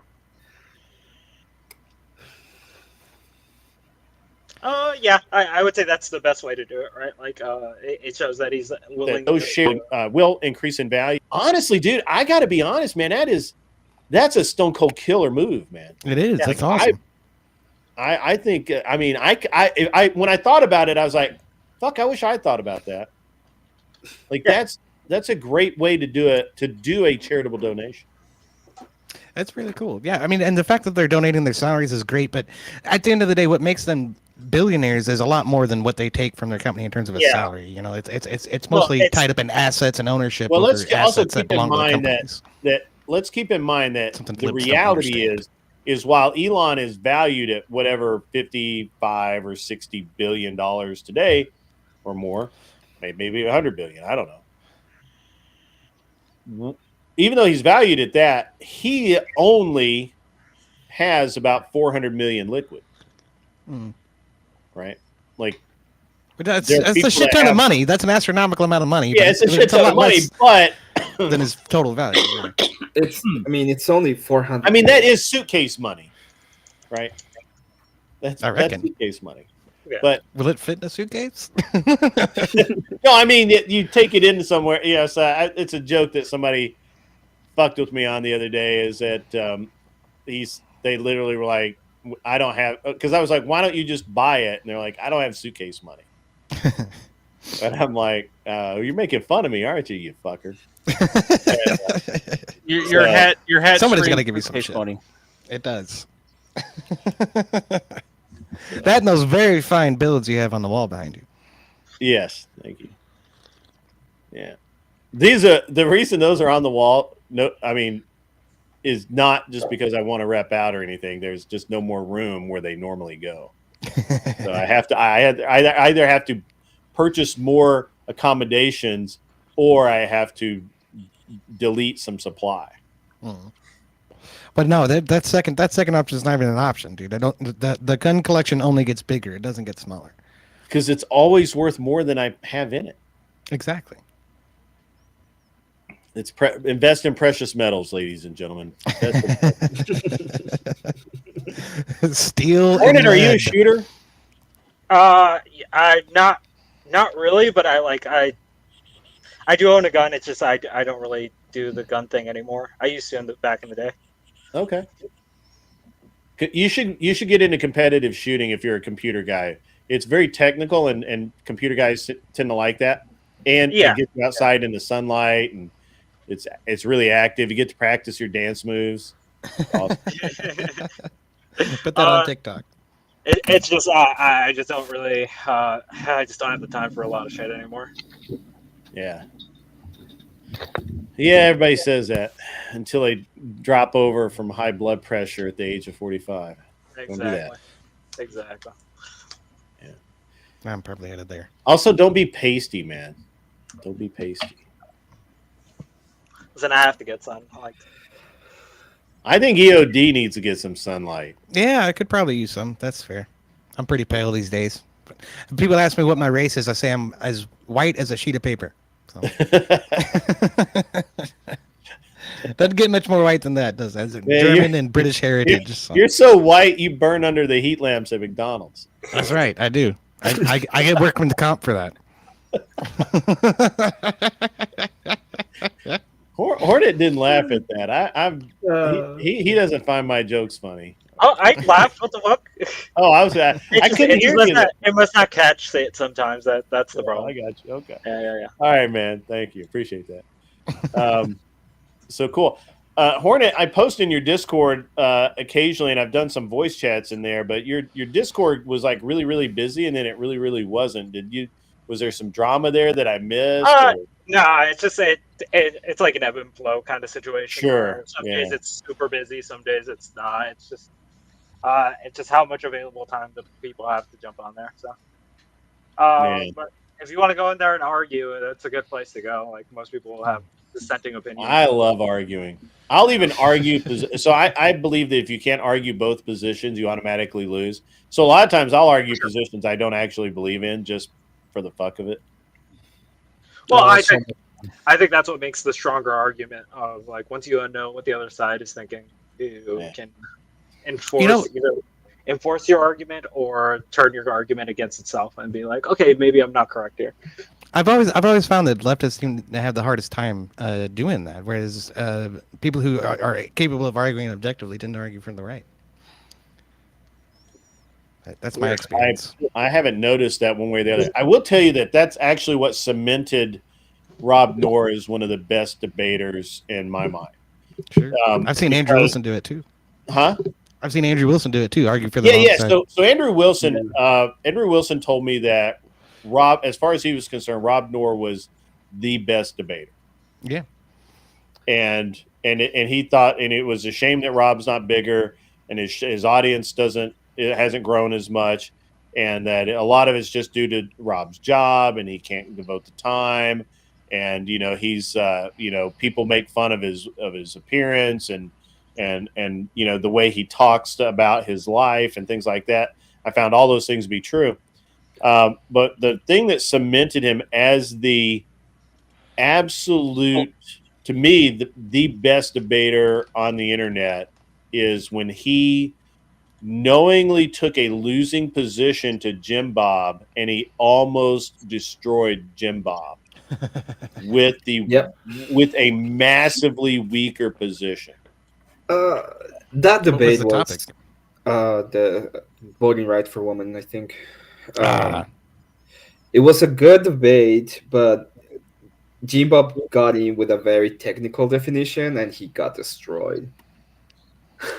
Yeah, so Rob knew going in that it's not a position that he would normally take, and he was doing it to help Jim Bob refine the argument, right? Like that's what you should be doing.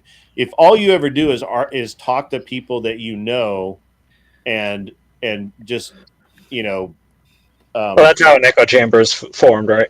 Yeah, if all you ever do is talk in an echo chamber, and you consistently choose to beat up people who you already know their position and you know the arguments they're going to make, then you're not really much of a debater. And when you go and get into a real debate, you're going to get just destroyed. And so I find that Rob's ability to take the side he didn't believe in, he knew he was going to lose. He knew that he knew the argument that Jim Bob was going to make was stronger, but he nearly fucked Jim Bob up on it. So I thought that was awesome. Yeah, I think Rob Noor is like really good at like information, particularly, right? Like I think he could like when he's challenging an idea, he's very well researched in the idea. I think the reason that he hasn't really had a lot of growth is probably because people typically don't like that level of debating, where it's just like a lot of technical information going down specific routes, where like let's say like someone like Andrew is a lot more entertaining to watch because he has more of an attitude when he's debating these subjects, right? Like he'll give you what you give him. I think so. Personal viewpoint, I like Andrew's style of debate because it mixes both precision and being calm and presenting your point in a very an approachable, understandable way, and then he's able to very quickly go into rhetoric that just destroys you, depending on which position you're taking. I had an impromptu debate with Andrew on should paternity tests be mandatory. Yeah. And the only reason that that the audience felt that he won the debate is because I did concede that if your concern is that your spouse has cheated on you or has the ability to cheat on you, and you do not trust women, then it makes sense that you would want to do that. That you would want it to be mandatory. If that's what if that's the position that you were going to take, that's how that works. Give me 1 second, guys. My wife's calling. Yeah. So let me talk about the what y'all were talking about Rob Noor for a second, because the reason why he's not blown up is because he's boring, right? He's not entertaining. And you were hitting on it for a second there, Hornet. He's not funny. He doesn't have emotional intelligence. That's why people like Andrew are so good. Andrew's one of the most emotionally intelligent people I've known on the internet. You've never seen Rob turn his hat backwards and imitate a leftist or do the Brianna Wu voice, apparently. I mean, he's that shit's hilarious. That's like he's pretty funny. That's few and far between like Andrew. That like he always has that level of like he always keeps it at a certain level with whoever he's talking to. I've seen Andrew do some. House. Good to see all you guys. Yeah, thank you for the $1.99, John Mosman. I appreciate it. I've seen Andrew do some incredibly boring fucking debates with people. Like Grid was saying, he tends to match the energy that he's given. So if the other person is reasonable and well guarded and everything, then it doesn't really get out of hand. Unless you say something completely fucking retarded, Andrew's gonna blow your shit up for it. But, and that's the entertaining part, because he's got that emotional intelligence to be able to do that, right? He doesn't become unhinged or angry, but if he does, then it's funny, right? Yeah. But I would also say that Andrew kind of knows where to poke in certain directions, right? Like to get someone to get an emotional response. Andrew also if his opponent is acting in good faith or at least tries and shows any willingness for a good back and forth, then he becomes an educator almost, right? He takes a very But like, let's be honest. There's a lot of debates where he's just like more in the zone, where like he's really good at rhetoric. He's really good at throwing out the information, lock you into. I do the same thing. I'll have debates where I would appear completely unhinged, and then I have other debates where it's completely surgical, and I just take you apart piece by piece. For sure. It's all about what's required, right? Like when Wally and I were on VK one night. And I debated Teriak, I think. And Teriak did his usual unhinged, just repeat the same thing over and over and over again. And I repeated this, and I got to put him to the question, and he wouldn't answer it. He would not answer it. He couldn't answer the question without admitting he was wrong, and so he just kept re-asking me the question. And I pinned him on it, and it ended up looking like two dudes shouting at each other. I took the decision on that one, which was I think well earned. And then I got Corinth on the exact same topic in a completely different way. Corinth's being all mellow and shit, but I was able to used a completely different argument on the exact same prompt. And got him as well. So it's just you have to understand. It helps understand the opponent, right? Like this guy Tyler that I'm going to debate Wednesday. He seems super laid back in his conversation. He's got a good sense of humor. I've seen him in a few chats. Yeah, he's got a good sense of humor, and he'll say bombastic things like. His intelligence dwarfs all of his opponents in this endeavor. I mean, it's just he can be very, very larger than life and a little bit bombastic, which is great. But I think that I think it's going to be an entirely good faith debate. I think it's going to be I don't think there will be a winner per se.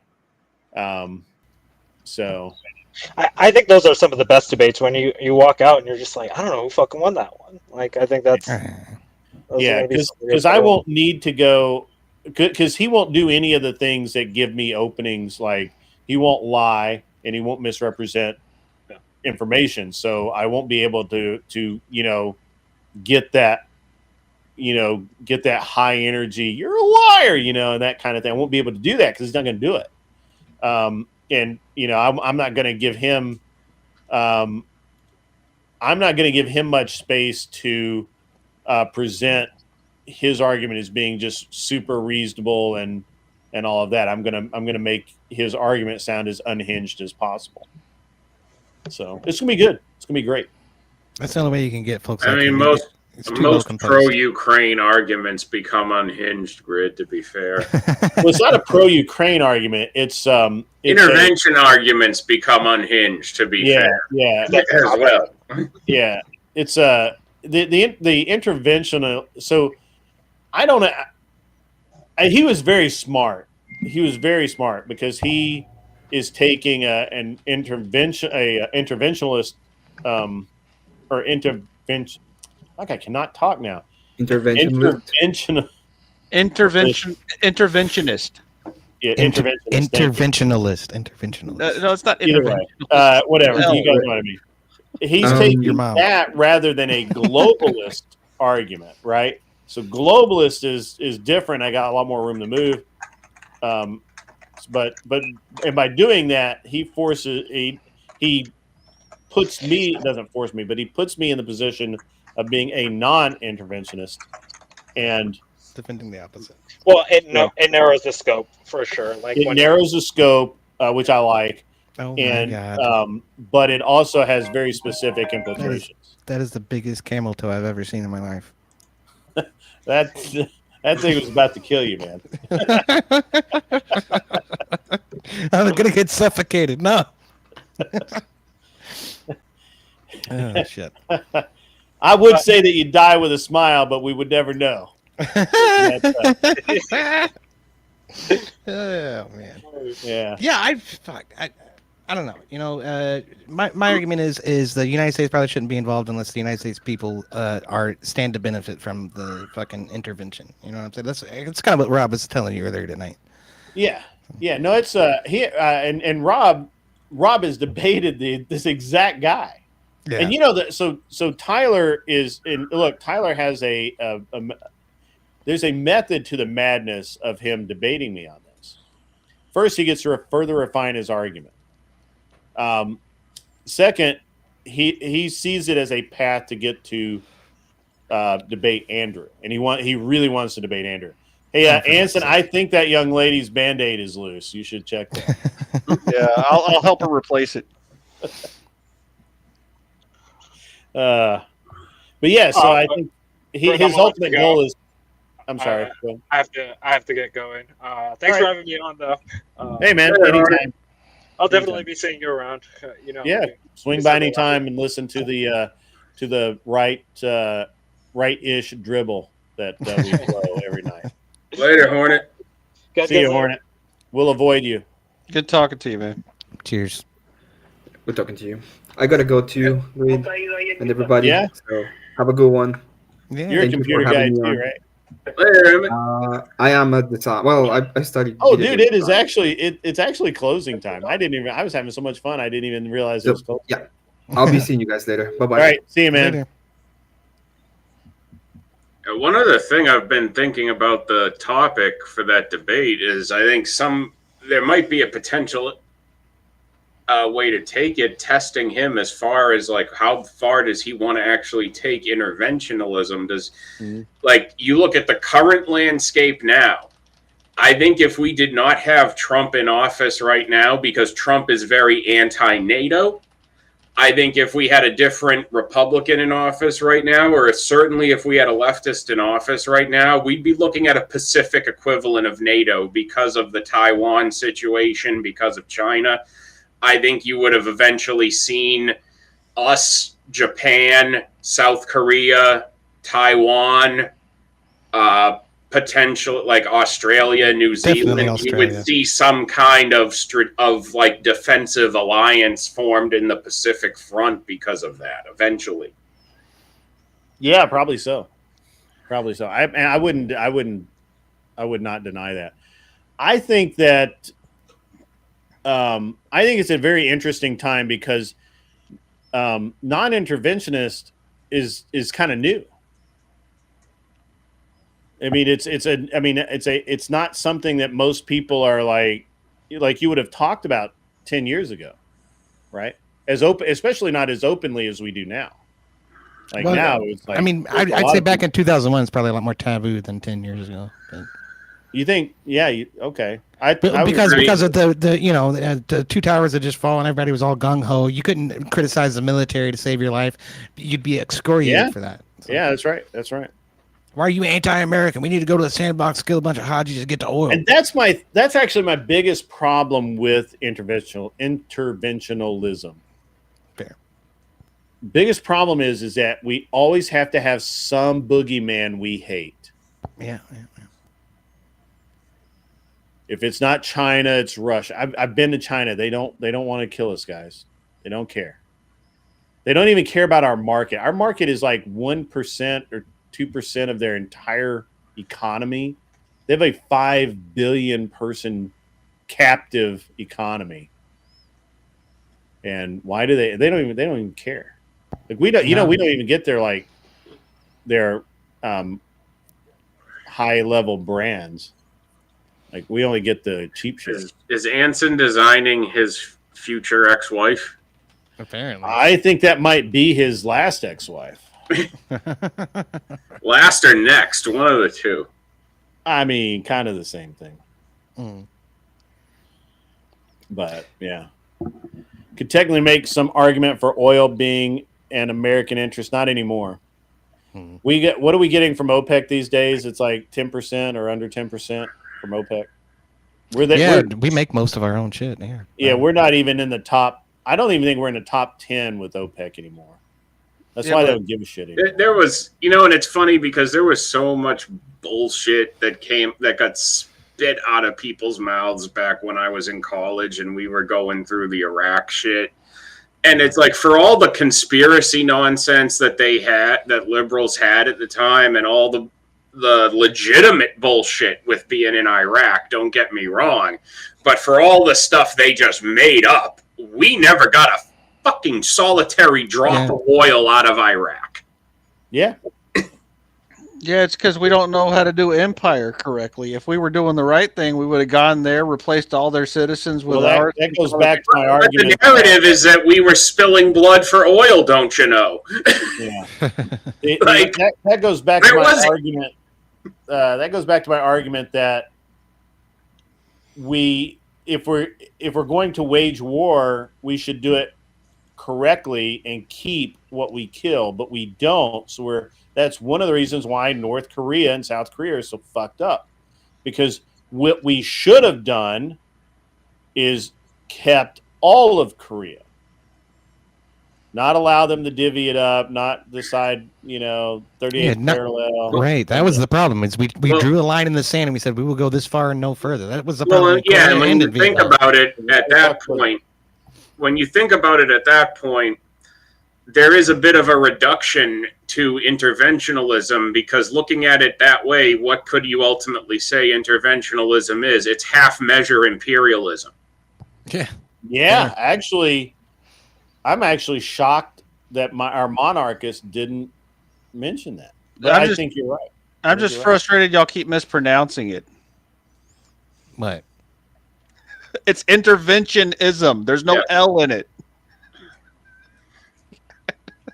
I switched just to see if I'd piss Anson off that time. Well, that's why he put the picture of the cake eater up. Yeah. Ladies and gentlemen, I'm going to bed. Unless there's a massive amount of money coming in that I don't know about and that I should stay up for. I'm going to bed. It's been a great night. Tomorrow night we'll be back. Trash talk mayhem. We're gonna talk some trash. We're mostly gonna talk trash about Anson's choice of whatever the fuck those are. I disagree. I think that's a real breath of fresh fresh air. Right? Very funny. I think he has that picture is better than the last picture, but it's odd. You can't see the face though. Remember, you're buying the whole thing. I think if there were some alterations, that pic would really crack us up. There you go. There you go. All right, ladies and gentlemen, I'm getting out of here. I'm going to send you over to watch Andrew Wilson invade whatever the fuck he invades tonight, TikTok well, or cheers to that. X or wherever the fuck. And you guys, as always, be cool. Wear glasses if you need them. Get the fuck